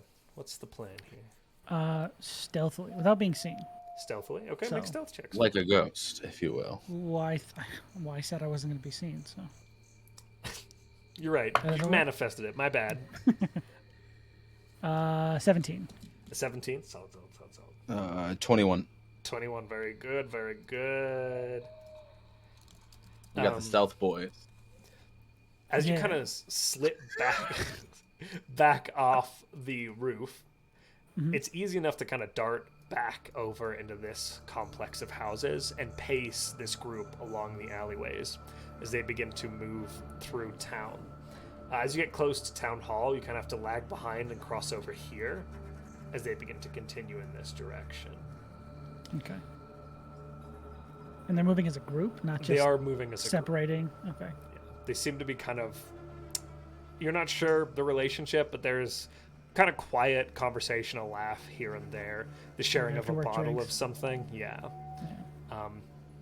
They continue to make their way across town, skirting along the main kind of square of the town. Eventually, if you guys kind of follow them, ending up in a small, what appears to be like hostel or residence for working men over on the far side of town here. As you kind of pause up and post up on this square here where there's a small well, you watch them as they kind of pull out a key, open the door to this, and go in. And the 5 individuals kind of head inwards, including this Goliath femme figure. Okay. I will clock that. Note it down for later. Perfect. Right here. Boom. All right. Anything else you'd like to do? Think our job's done? Right. Do you want to head back to go to the pond, or I thought we were meeting back at the hotel. Okay, I was confused. I didn't. I've been thinking about it for like the last few hours while we were like doing all this. There was definitely fresh blood on that dagger, and like I'm kind of worried that our friends are dead at a pond, and I don't know what to do. I'm gonna be honest. This is a lot for me. I don't. Right. Would you rather go to the pond? I don't. Is it a good idea to go to the Cause I don't. What would you do in this situation? You clearly seem like this is your kind of bread and butter, apparently, which is interesting. Had they thrown up a flare, I would have gone to help. Seeing as how that doesn't happen, I doubt that individual was able to sneak up on both of them, kill them, and leave. True. Right. Yeah, nobody's sneaking up on them. Right. No cats next time. So, hotel it is then. That's the title of the episode. No cats next time. No cats next time. Damn it, I had a good point. Cat out of water. It's morphing time. And we go back to the hotel. Okay. You are able to kind of cross town and make your way back towards your room. As you kind of make your way over there, the town is getting completely settled for night now. It is past midnight. This shift ended at midnight. As you kind of make your way up into the Twin Hills Hotel and Spa, you are able to make yourself comfortable at your room and await your party. Oh, both of you got. I don't want to. Sorry, you go, Adam. No, you go first. You had your hand up. That's oh no, you're good. Mine's no, very I quick. insist. You go first, please. Okay, well I guess it's my turn. God damn it. When we get into the hotel, Tristan's gonna pull the cloak out of his bag and pull the thing out, put his glasses. You see him bring out these gold spectacles, and he casts mending on his coat to just fix it instantly. Yeah. That's why he wasn't worried. So, yeah. He was what does your mending spell look like? So you see as he puts these gold spectacles on, and puts his hand above, and kind of what you see is an array of gears appear, and as he's turning them, it almost looks like the gears are kind of working in tandem and almost sewing the piece back together and like stitching the pieces and actually like mending the small fragments that are broken and the phrase to. Oh yeah, go for it. As you are doing this, one of those little clockwork robots from the Thousand Fronts manifests in that light and stitches along the seam.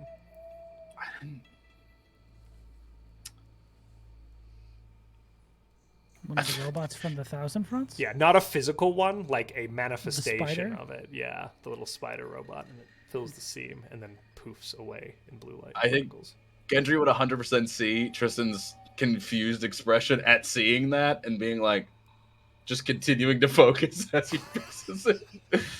Just be like, it's all good. And rolls it back up and puts it in there and just kind of nervously. Yeah, you sound real used to that.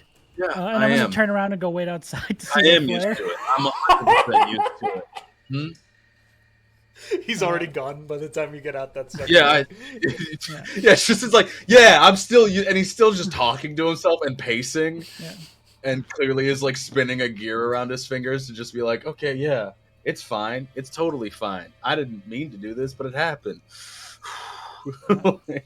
Sorcerers, baby.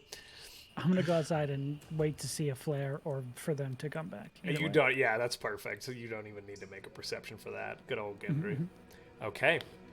As we jump back to our party, making your way towards the kind of engineers building at the Amity Rail Yard down here, it is easy enough for you guys to gain entry, even in this late night hour with your missive.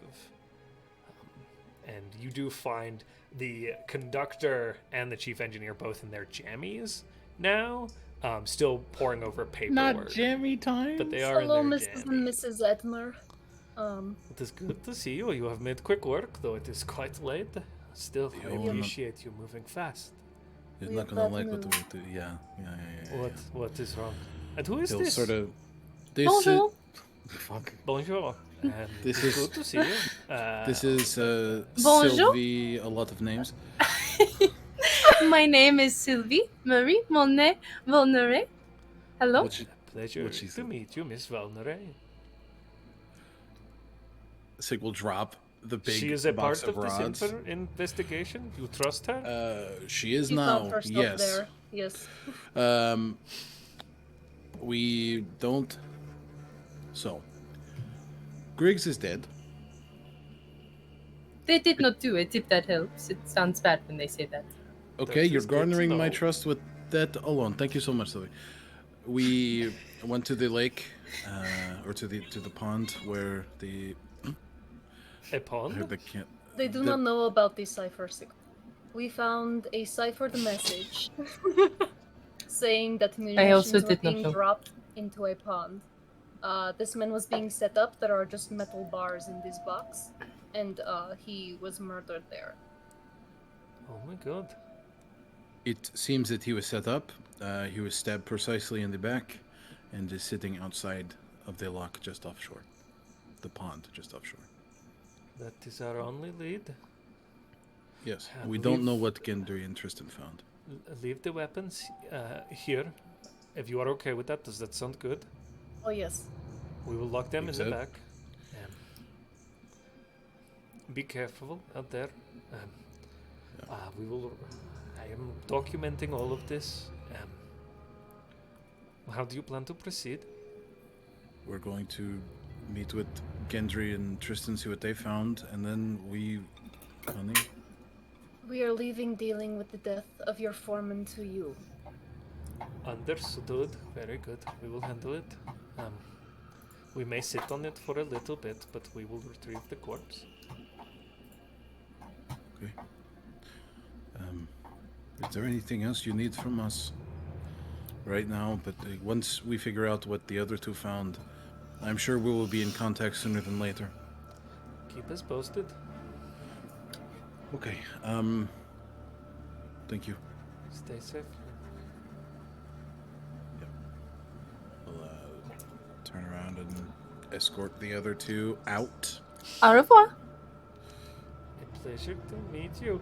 I actually had them roll an insight check, and there's like a little bit of like iffiness there. They don't necessarily trust you at all. But they don't. She doesn't know. Yeah, that's perfect. Oh. The door closed. I think- You guys make your way out. Oh, yeah. As we make our way out, Honey's just gonna look at Sylvie. So do you see a lot of corpses? Mm, You are very chill. Do I see a lot of corpses, Josh? I don't think I do. I don't think so. No. No.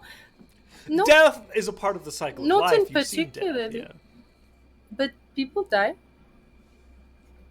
That That is simple. It's a fact. That is all there is to it. Sometimes it is the end. true. A really fascinating perspective. You are not trying to kill us. No, I am not trying to kill you. Is there a reason that your voice changed? It didn't. Is that your... It did. It did, though. Honey's a real one. it didn't. Honey I denying things that happen is my favorite thing. Honey saying, no. It is interesting that you deny things that seem very obvious, but if this is a problem for you that is not, how you say, comfortable to talk about, then we can talk about that when I'm not wet and we are inside. I imagine Siegfried is soaking wet. It did it again. Okay. Oh, fucking God. Fuck. He starts walking toward the Twin Peaks Hotel. Okay. Gendry, you see them before they get there, making their way down the main street towards you. You kind of have this vista that allows you to kind of pick up 3 individuals. One of them you are not familiar with, walking towards the hotel. I'm aware. Knocked him. He's like... Ready to go. Take the shot, take the shot. I hate cats.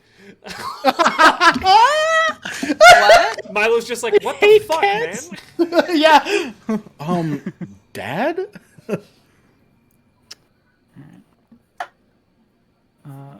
You are also staying here. That is lovely. Fuck. That is wonderful. Do you... I'm sorry. Hello? The fuck is this? Bonjour. Gendry, take What a the second. fuck? Take a is second. this? Take a fucking second. Hold on. We were looking at the pond, and then she was there. She was a cat girl. Right? Right. Makes sense so far. She said that she's not going to out us, but she is now implicated, so she's here. I'm sorry. You were at the pond. I don't even know what happened, but you found this person here and you brought them home.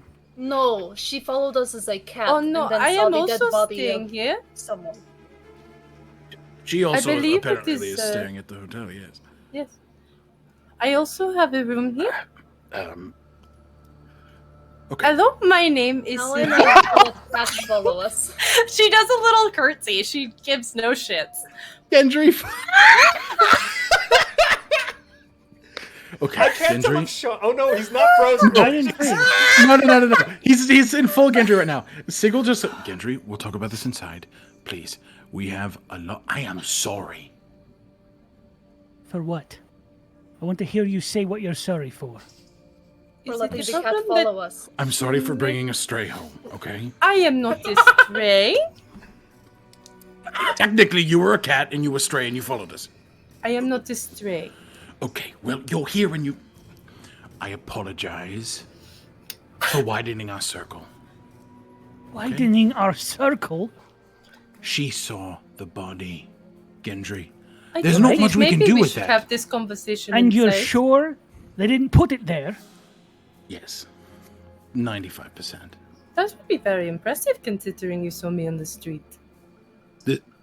Oh, that's true. Honey did say that they saw her. Right, and you saw the body drop, did you? No. No, have but no the reason owl to believe- heard it. Oh! Okay, Oh, all right. very good. The owl heard it. Okay, inside. Now, let's go. Come on. Into the room. We'll talk about this there. I'll go upstairs. Can I kindly ask something of my DM? Can my room be right next door? Yeah, there. We have the next one, actually. So Sorry. it's Oh, man. 206 was before. You had 207, so you're in 208, Sylvie. Perfect. I believe that's correct. I see Button. Yeah. though. Button might know better. Oh, Joy? sorry, I just started choking. I was laughing so hard. We're at 207. Griggs was in 208. Okay, so Sylvie can be in 209 or or 206. 206? Love it. Yeah. I'm nearby. You're right there. You share a wall with either a cross room or this group. Nice. Sig is upset sure. because Gendry's mad at him. He doesn't know what to do with Sylvie. She is following behind you guys, just like completely fine about it. His head is in his hands. He's just on. That's fair. I'm furious. Whenever you Is guys get to the it room. very hard to make friends? What? The sad fact is we were working on becoming friends, and I think we just took a big step backwards. Because of me? Yes. I think because, well... I was going to say because of the situation, but I guess that would apologize. include you. No, you are fine. You and choices not made by you. Okay. What choices did we make? And What choices did you make indeed? No, This I want is you to my answer. room. Is Do you this remember yours? when you demanded an answer from Siegfried? Inside, tell us what you found. And I'll just What go inside one are of the you rooms. angry? Are with you us going in the room about? that Tristan's A cat in? followed us and turned into a person. Do you No, kill I'm every sitting cat on the who bed follow you? in one of the rooms. Gendry, do you kill every cat who follow you? You've Are you been sure? That ignoring is everything not I am what saying. I'm mad about. What are you mad about? Get in the room and we'll talk. Sylvie walks in the room if the door's open. Okay. She fully just is like, Gonna They also listen. walk in. If this is the room Tristan's in, the Yeah, second the door You're all going opens. into the group's room, right? Which is a Yeah. shared Yeah. Oh yeah, Tristan. The second the door opens, turns around, and you fully see the gears instantly appear, and he goes, "Oh shit!" and like waves his hand behind his back really quick. Sorry, you're new. Hi. hello? I'm Tristan Ferren. Bonjour. What do you mean? Wait. What? Bonjour. Hi. My name is Sylvie. Nice to meet you. Why do we have another person now? We Wonderful Good. question. talk about that. No offense, obviously. They close the door. Yeah. This girl turned into a cat and followed us to the pond where we found Griggs dead. And then she turned into a person who has seen the body. So now she is coming with us, A, to prove that we did not kill him, and B, because Sylvie, we cannot have you telling people about this because there are very big Why world would they tell implications. anyone? I appreciate you. We don't Do know. you go around telling people about strange things that happen in your life? Also, No, but I I am don't know very how new you to play. Apparently tell. they do, actually. I am Apparently the- they do. This is a very delicate situation, as we Yeah. discussed literally today. What should we have done, Gendry? Kill her? No, Okay. don't Secondly, involve her at all. She It's followed fine if us she there stumbled and saw across a the dead body. body. I will say That's I fine. did involve myself. It was Right. actually me. Okay. Please What happened if we do not bring her stop along? talking. No, shut it. Do not tell me to stop talking, you old piece of shit. I'm not talking to you. I believe she was Actually- talking to me. Yes, correct. Don't I tell was her talking to to the stop cat. talking either. She's not a cat right now. Hey, So real quick, y'all said that Grix is dead. he's dead. Yeah. He was stabbed in the back. Yeah, we know who did it then. We have information about who might have killed him. Yes, It seems like it was a betrayal. right. The box that we found in the pond was not filled with weapons, it was filled with metal. Make it seem like the drop off we learned about. He was stabbed directly in the back and dropped in the pond. Talking like a sword stab, axe Did it look like a stab, sword or knife like a wound. like a knife? knife? A knife. Yeah. I think on the statement, a knife, Tristan just does like the "we got him" look to Gendry. Like, Man. okay, well, Sylvie, for context, has listened to him, having seen what's happening, and like in family situations, has moved to a corner of the room and has started pulling seeds out from her bag, blooming them into flowers in her hands, and making chains out of them. Making friendship bracelets. I did the same thing but with gears. Anyway, I think We then, sorry Tristan, I'm not trying to cut you off. no, you're good. Honey, Sylvie and I headed to the conductor and told them what happened. They're going to take care of Griggs and releasing that information. We are not implicated. I mean, Wonderful. Good. So what did you see? Do you want me to break it down, or do you want to break it down? I don't. Go for it. Okay. Clearly, Gentry's upset. But what happened was we went over to the factory. We were kind of spying on it. I had a lot of problems. Gendry's amazing at spying on things, and was able to see an individual kind of sneak in. There's a mechanism on the fence designed to let somebody sneak in and out, like it was built into there. And they put a I think it was a cloak, and I didn't see them necessarily. Gendri did a lot of the work here, but it was a cloak and a dagger was stored in a box, and we stayed until they got off shift, and then we followed them across the city and got to I don't. It looked like their home, possibly, or like I don't know exactly. You know where they're staying? Yep. Okay. There's also a pathway that leads from the pond into the city proper. Oh, Not also into the there was blood on the knife, as Gendry said that. There's blood on the knife. Griggs was freshly killed when we found him. Yeah, so that's what I'm thinking is this person killed Griggs. Large Goliath individual, femme presenting, right, Gendry? Right. Yeah, So I know, Siegfried, you're from this area. Does that sound familiar at all? Or does that sound familiar at all? Like this figure or the place that they History went? check, actually.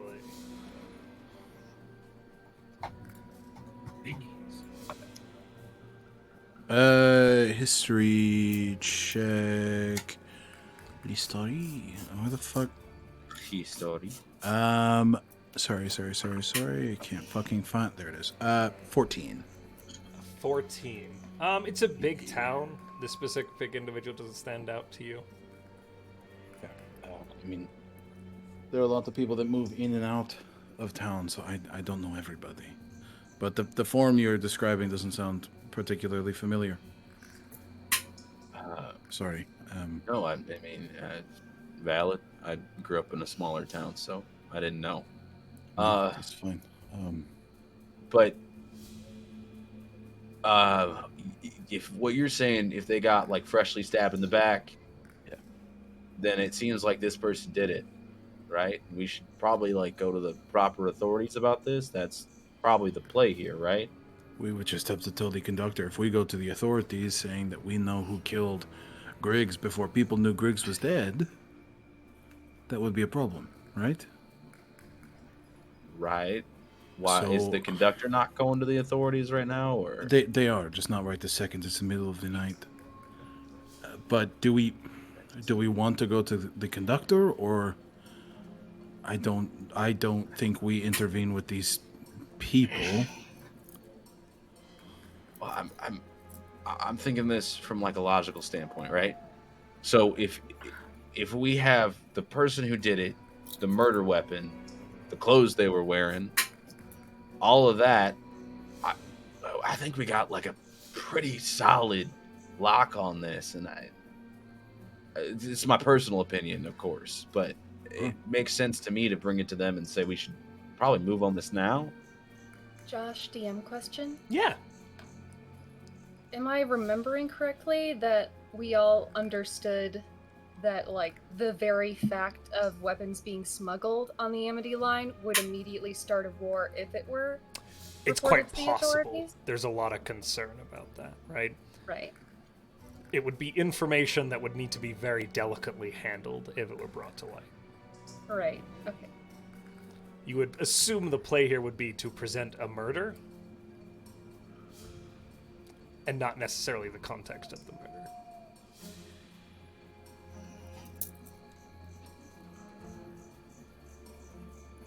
I don't know. We do that. And he is connected to munitions that were in fact smuggled, and not just the fake munition. Then that could start a war, Trystan. What? Yeah, maybe, but I doubt it if we just say, hey, guy got killed by this person and we have evidence on them. The evidence we have is a fake munitions drop. No, but like we know where they hid the literal murder weapon. Okay. Like, like, am I crazy in thinking that? Like, I know I'm new to this, but like, I'm just saying, I think we maybe have. Didn't your engineer friend? May I speak now? Oh yeah, sorry. No, I was checking with them. Oh. Monsieur, may I speak? Go for it. Lovely. Didn't your engineer friend say that they would handle that? So maybe you just give them the information, and then they have more credibility. Right. I do not know about you, but I am no one in this city. Not no one, but I do know no one, so no one knows me. I do not have my word does not carry weight. Maybe you give this information to your friend and then they handle it in the way that they are supposed to. That's true. We could do that. I'm willing to go back and talk to them. I just. You also sound like you do not have all of your answers. You know that someone was murdered, but not.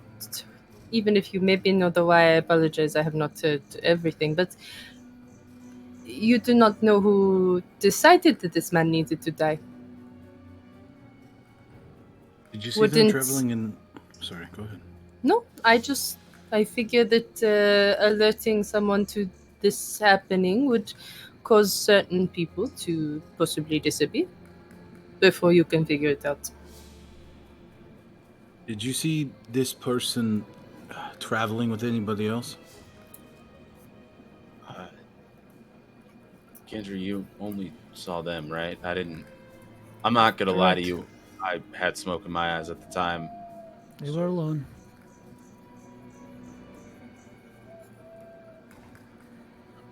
We send somebody to talk to them? Well, Gendri said something earlier that made me think about it. They snuck back in to the gun factory, right? They wanted people to think they'd been there the whole shift. So if they were sent by somebody in charge of the gun factory, then they would have to have been. Why would they sneak back in? They could just have the night off. You know what I'm saying? Like, there's. It is easier if your friends do not have to lie. That's true. Also, I think that they snuck in to put the knife into the factory. What if the factory is being framed? I'm not sure. I do not have all of the context, but it is possible that someone once swore. Oh yeah. It is a horrible thing to think, but I do not know why anyone would want to do that, but profit. It is possible. I don't know. I'm probably gonna go back to the conductor at least tonight and just inform them of what we saw. Gendri, I don't know if you want to come with me or sure. Not. This is not meant to sound insensitive, but are you all certain you have not been seen? Going back and forth in the middle of the night to the same place that you just did? Although yes. I suppose it was us? Are you certain? Yes. Okay. I believe you. I just simply asked a question. So, the two of you go to the conductor and tell them what you saw.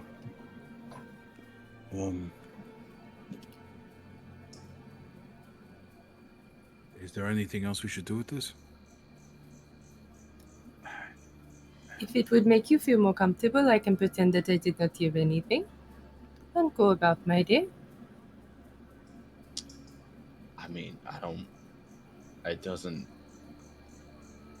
bother me. You seem quite pleasant, if I'm being honest. Are you from the Undergate?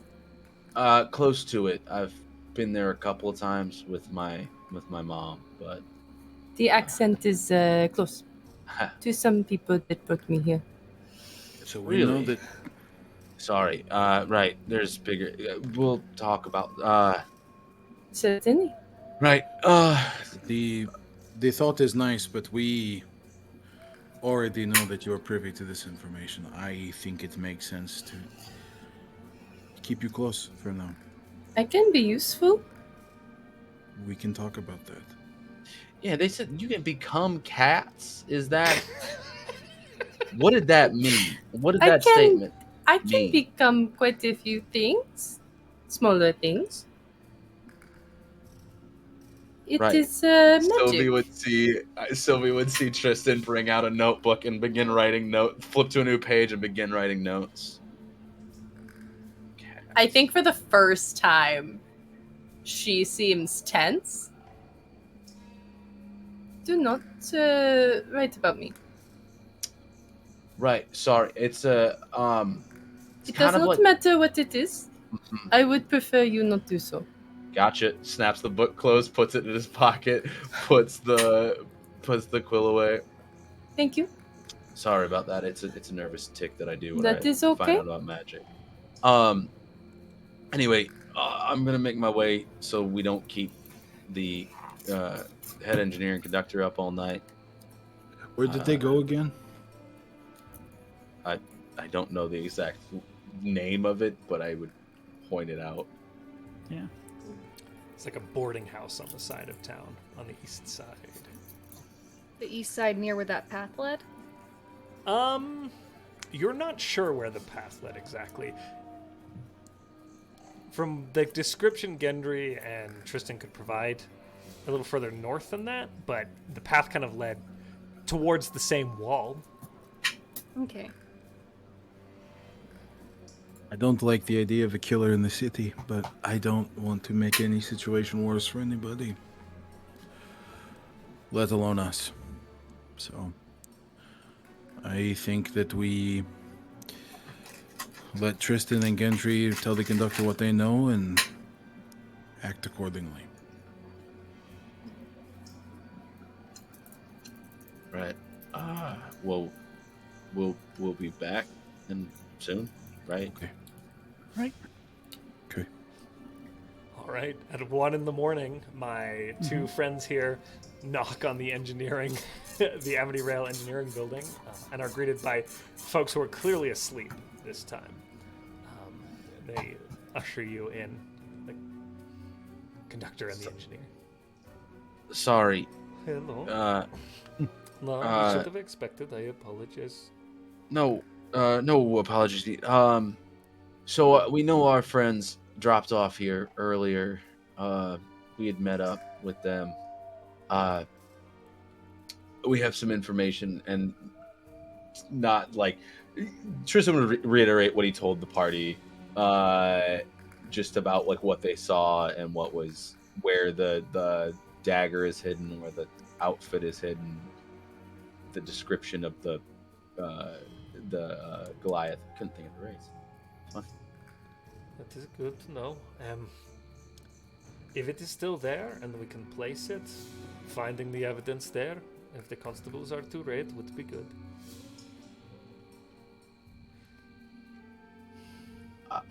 I don't know how long it's going to remain there, but it was there when we left. This complicates things. The mayor's sister owns Jean-Marc.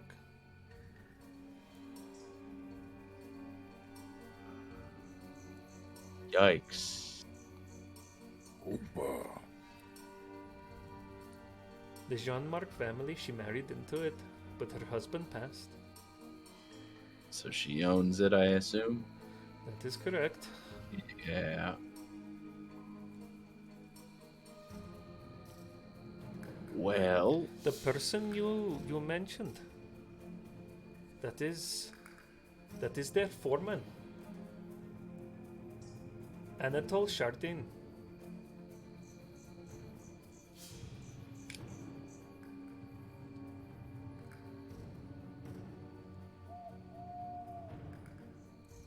I don't mean to sound rude when I say this. Y'all seem to have a real problem with foremans around here doing some like bad shit. I'm just saying. You don't have to call me out. These were the butlers of the last campaign. Yeah. It was butlers last time. It's fucking foreman this time, guys. Foremans fucking suck, dude. They're in a tricky position to be told to abuse their power. I guess. Right. So, if you don't mind me asking, what's the plan from here? Because, like, obviously we didn't have anything to do with the murders.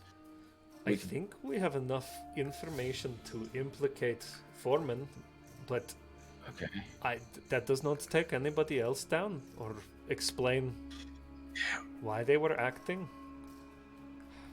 Yeah. I can't. You all have done a good job. We will continue to pay you if you want to, or we can hire another individual to investigate this further, but I am reticent to bring it forth, especially given the implications. Again, you are trusted. You have brought everything you said you would and more. We are willing to let you continue on your way if you see so, but I don't think I'm the right person to make that call. Maybe. Why don't you sleep the night? We will meet tomorrow with all of you and make a decision from there. Right. Yeah. That sounds good. See you in the morning. Stay safe. Try. Sorry, that was just an Adam line. Oh, it was! Yeah! Full circle, you're right, but... Full circle. He's got it in my skull! Did you guys head back towards the hotel, or... Okay, anything done in between the rest of the group? Yeah, is Sylvie still in the room when the two fellas leave? Yeah, they definitely don't leave before that. Okay. I think if there are still, like, the flower crowns that Sylvie was making, is there any light in the room, like candles? Oh, yeah, like there's... the Scrooge McDuck candles? This actually has some, like, oil lamps that are positioned in every room that can be lit. They've got, like, a little wick in them that burn down much slower and provide a little bit more light. That's perfect. They kind of set them up in the center, like with the flower crowns around them, and start using thaumaturgy to make the flames match the colors of the flower crowns that Sylvie has created. Just kind of looking at her like, you said that you lost somebody who was supposed to be here with you? I think she giggles. It is not so much that it is not that we've been talking a lot about death. It is not that I lost him. He is not dead.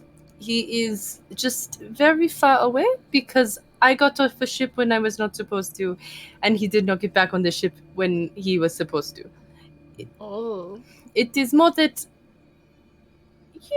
it just... it was on purpose. It was an escape. Oui. I did not expect him to get lost for so long, but it is simply that I do not have anyone with me at the moment. Do you like it that way? I do not know. It has not been for very long. I was on a ship with a lot of people, and then I was on a caravan with a lot of people. And my family is very large, so alone is not something I am used to, but it is not awful. It is just another way to be. And if I get bored, I talk to animals. Or turn into animals and follow strange people to dead bodies, apparently. I don't want you to get pulled into something very dangerous if... I believe that leaving your home is always a little dangerous. The step you take out the door signs you up for something different. This is not that, Sylvie. This is your life. Oui, To be... it is my life.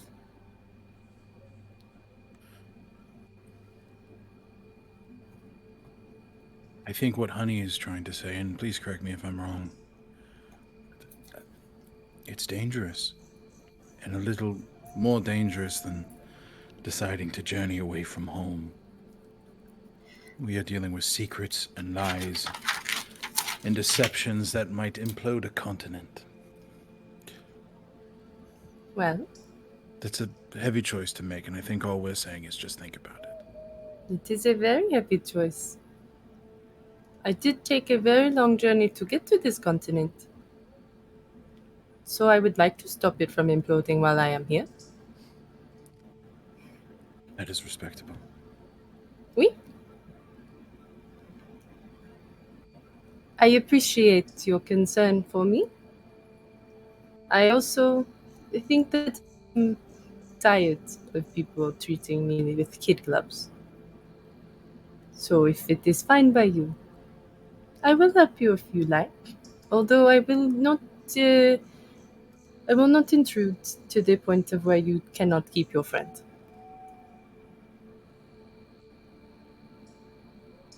That would not be nice. Your free will is just as valid as anybody else's. Oui, it is. But I also do not want to put I do not want to put a barrier between you and someone that you care for. We will work through it. Oui. I have found that I can be very charming, so... You saw what was happening, and, in my opinion, you proved yourself more than useful. I do not know. I mean, the owl did not have any information, but I can check with other things, and I can do other things.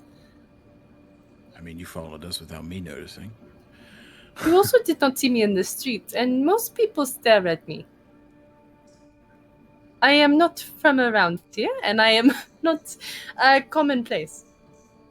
I happen to miss all sorts of things. That doesn't matter. That's not the point. What I'm saying is, if we can continue to prove trust to one another, I think this will be fine. And I think that's the most important thing. Gendry, Honey, Trystan, and I have spent days earning each other's trust, and I know it is difficult to add somebody else to the fold, but I don't get bad intention from you, and I'll fight for you as well as I fight for them. That is very kind. So how do you learn to hoot? The like dumb nerd comes out, like very much like. I think the tension comes back a little bit, like it did with Trystan, and then she kind of takes a second and drops her shoulders. To be honest, in my experience, you listen. They want to talk just like anyone else. They want to be heard, just like anyone else. This is really curious. I have been told that I am curious. You should. They sing beautiful songs, and sometimes they have wonderful personalities. And sometimes they are bad. Just like people. I apologize. No, you said you had a room here? Oui, it is 2 dorms down. Okay. Would you like me to go there before your friend returns? No. I was just, do whatever makes sense for you. I don't tell anybody what to do, okay? I just wanted to make sure that you were taken care of, that everybody is taken care of. Oui, I have a room here for a couple of nights, at least. It is very nice here, I think. It is sufficient. Yeah, well, maybe sleep is not a bad idea. It's late, and I'll keep watch until Gendry and Trystan get back. Should I be concerned about sleeping in my room by myself, or are you fine? If you mean from us, we're not going to hurt you. I do not believe you will. That is fine. If you want, you can take my spot in the room. No, I have my own room. You are fine. She just... Thank you for your concern. I appreciate it.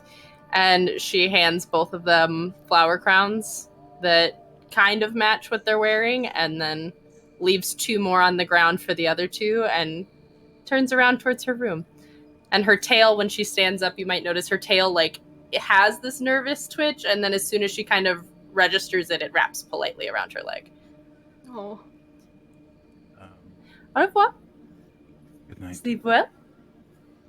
You too. Sig will just kind of close the distance with Honey. You okay? I'm really frustrated and worried for this person I don't know very well. How are you doing?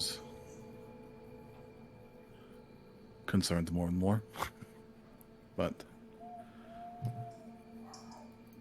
I think that it makes sense to keep her close for right now. See what happens. And I empathize with your frustrations, and I'm sorry.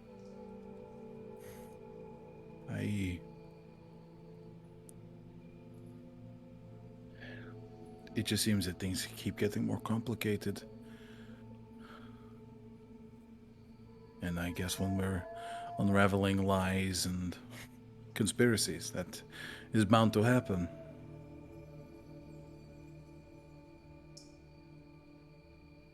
At the end of the day, we still need to take care of ourselves. And look out for each other. That is certainly true.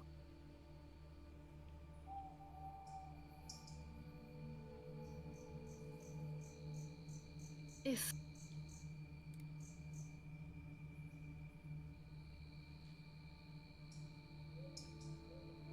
I am worried that powerful people in this town want to start a war.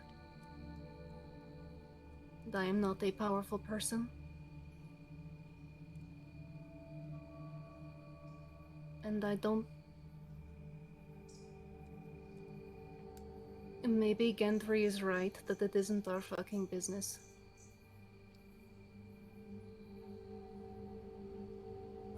But it feels like my business now. I believe in what you said. I think this is the right thing to do. And the fact that it gets more and more complicated, I believe of my own volition that this is the right thing to do. People are dying. And they're hiding in this city. That terrifies me, but it also makes me very angry. I've seen war. And I refuse to see it again, if I can help it.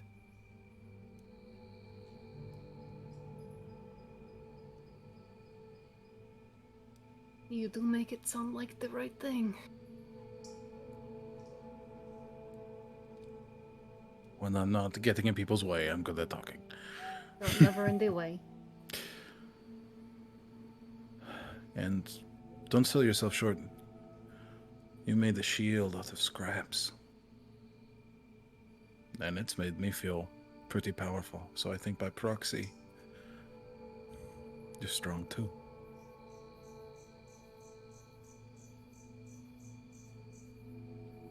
I smile up at him and look deeply conflicted.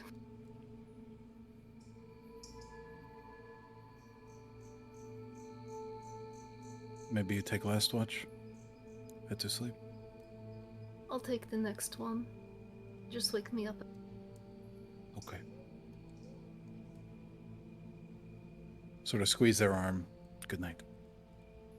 Good night. And he will post up, waiting for Gendri and Trystan to get back. And he will sort of peek out the hallway on occasion just to check on Sylvie's room, make sure there's no noise. Make a perception check for me.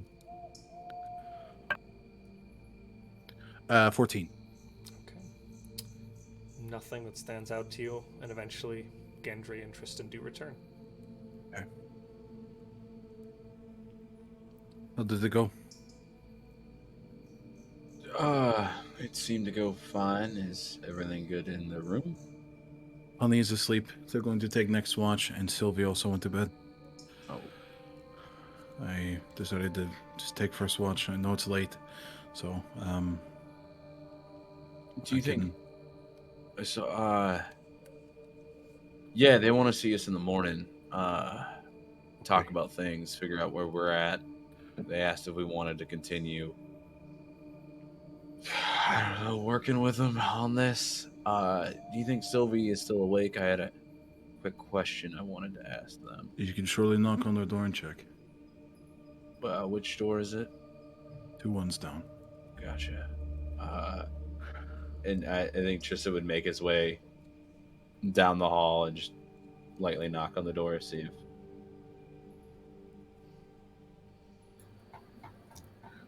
Bonjour. Hi. Right. First, wanted to apologize again for the writing thing. I know that can be intrusive, and I probably should have. I should have asked. Anyway, I know we're not staying in the same room. I have a spell that I'm able to do to, kind of do an alarm if anybody is to mess with like your room. Would you like me to do that just to make sure you're safe? This is a very different reaction than that of your friend. You listen, and Trystan kind of leans in the door. You don't seem that bad. You got mixed up in something. That is crazy. a high compliment. I do not seem that no, bad. but I mean, you kind of get what I'm saying. Like, this is a weird time for all of us. And we're kind of all. It's a lot. It's a lot. It is not that different from a large family. Having a disagreement over the dinner table? You are not wrong. Oui? Yeah, you're not wrong about that. Yeah, I just... Right now, I mean, I'd rather make sure people that are seemingly good are protected, so... Many high compliments. Seemingly good and not bad. No, you are fine. Your name was Trystan? Trystan Varen. Pleasure. My name is Sylvie Marie Monet-Vulnere. It is lovely to meet you, and you may put your spell up if you like. Gotcha. And I'm going to cast Alarm on their room. All right. You successfully do so, my friend. I appreciate your concern. Yeah, of course. I'll be 2 rooms over. Oui? And you said you know people from the Undergate? I came with a caravan of people, yes. I helped with their horses. Right, that... We're definitely have to get into that. And okay. Trystan kind of smiles and walks back to their Au room. revoir. Walks back and their room's protected, so yeah. They should be good. If anybody comes in, I get a message to the head and an audible alarm goes off, so. Thank you, Trystan. Yeah, of course.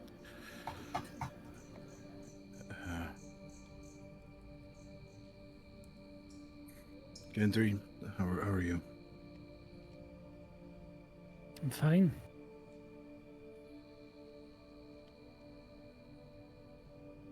I apologize. For what? Situation as a whole. I understand.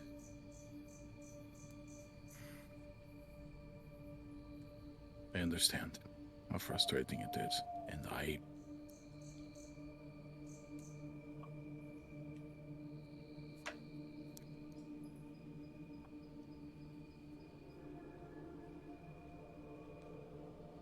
apologize. Thank you. Wake me when it's my turn for watch. Money's taking second. Which one do you want? I don't care.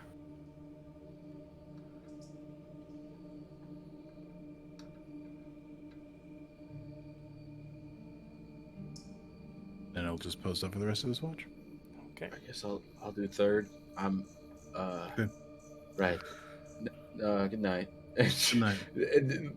Just does that awkward slide out of like, ooh, like. I will say, we are not going to roll for watches this evening. You guys do successfully get through your night without any such issues. And as the sun begins to rise on the next day, actually, if you want your 8-hour-long rest, a fair amount into the day, on the following day, late into the morning, nearly into the afternoon, you all find yourself rousing from your sleep, having accomplished a long rest. And that, my friends, is where we are going to end today's session. Hell yeah. Oh, yeah. Hey. Woo! All right, my friends. Now, we've got a few things to do, so don't go anywhere. Before we close out, we're going to do a few quick announcements, and then we're going to draw our Wooded Meadows giveaway for this week. This is the last game of the week, so we're going to go ahead and run that draw. But first, a huge shout out to our wonderful partners over at Soundtail. Guys, they provide all that ambiance. They magically make owl noises manifest whenever an owl is referenced in this fucking game tonight, apparently. A lot, apparently. Yeah, you can get a copy of that app for yourselves. The link is in chat. We highly recommend it. Parker, over to you. Hey, I'm here. I'm here to remind you that we're affiliated with Found Familiar Coffee. If you'd like to taste initiative and get some money off on some D&D inspired coffee, go ahead and use the coded link in chat. We're also affiliated with Crafty Gamer if you'd like to check out their shop for lots of really, really cool things, including an immersion candle set. You can use the coded link in chat for some money off there as well. Thank you, Parker. Sean, over to you. Well, I would like to thank all of our fantastic moderators here on the channel. Specifically tonight we had Hawkeye and Library of Lost Tales crushing it, along with Commune, our head moderator. Thank you, everyone involved, especially with the giveaways and all that stuff coming up. We appreciate all your attention to our chat, which we cannot do while we're playing this game. Yep. Thanks, guys. Thanks, guys. Thank you. With that, we're going to do our Wooded Meadows giveaway. Now, guys, I must remind you, go check out Wooded Meadows. Their products are awesome. They have been very kind and sponsored this giveaway. Make a purchase. Take a look at their stuff. You know, give them a little love. They're a small, growing company in the D&D community, and we really appreciate their partnership here. And now I need a drum roll. Yeah. Hey, Herzlos Zephy is on. Hey. There we Herzlos, go. congratulations. We will follow up with you in chat to get an email address, and we will pass that on to Wooded. There you are, my friend. Expect a message from us shortly. And congratulations. We will get your information and pass it on to Wormwood. Wormwood? Oh, my God. Try again. Wooded Meadow. Wow. I am shit. On that No, you're not. You're tired. Mentally right now. Not. You're tired. Herzlos, congratulations. Very much appreciate our partners over at Wooded Meadows Gaming. There we go. And there with that, guys, we're gonna get out of here. Stick with us for a raid. I see Dice Legends up, so we'll probably head over there. Bye, everybody. Bye. Bye, y'all.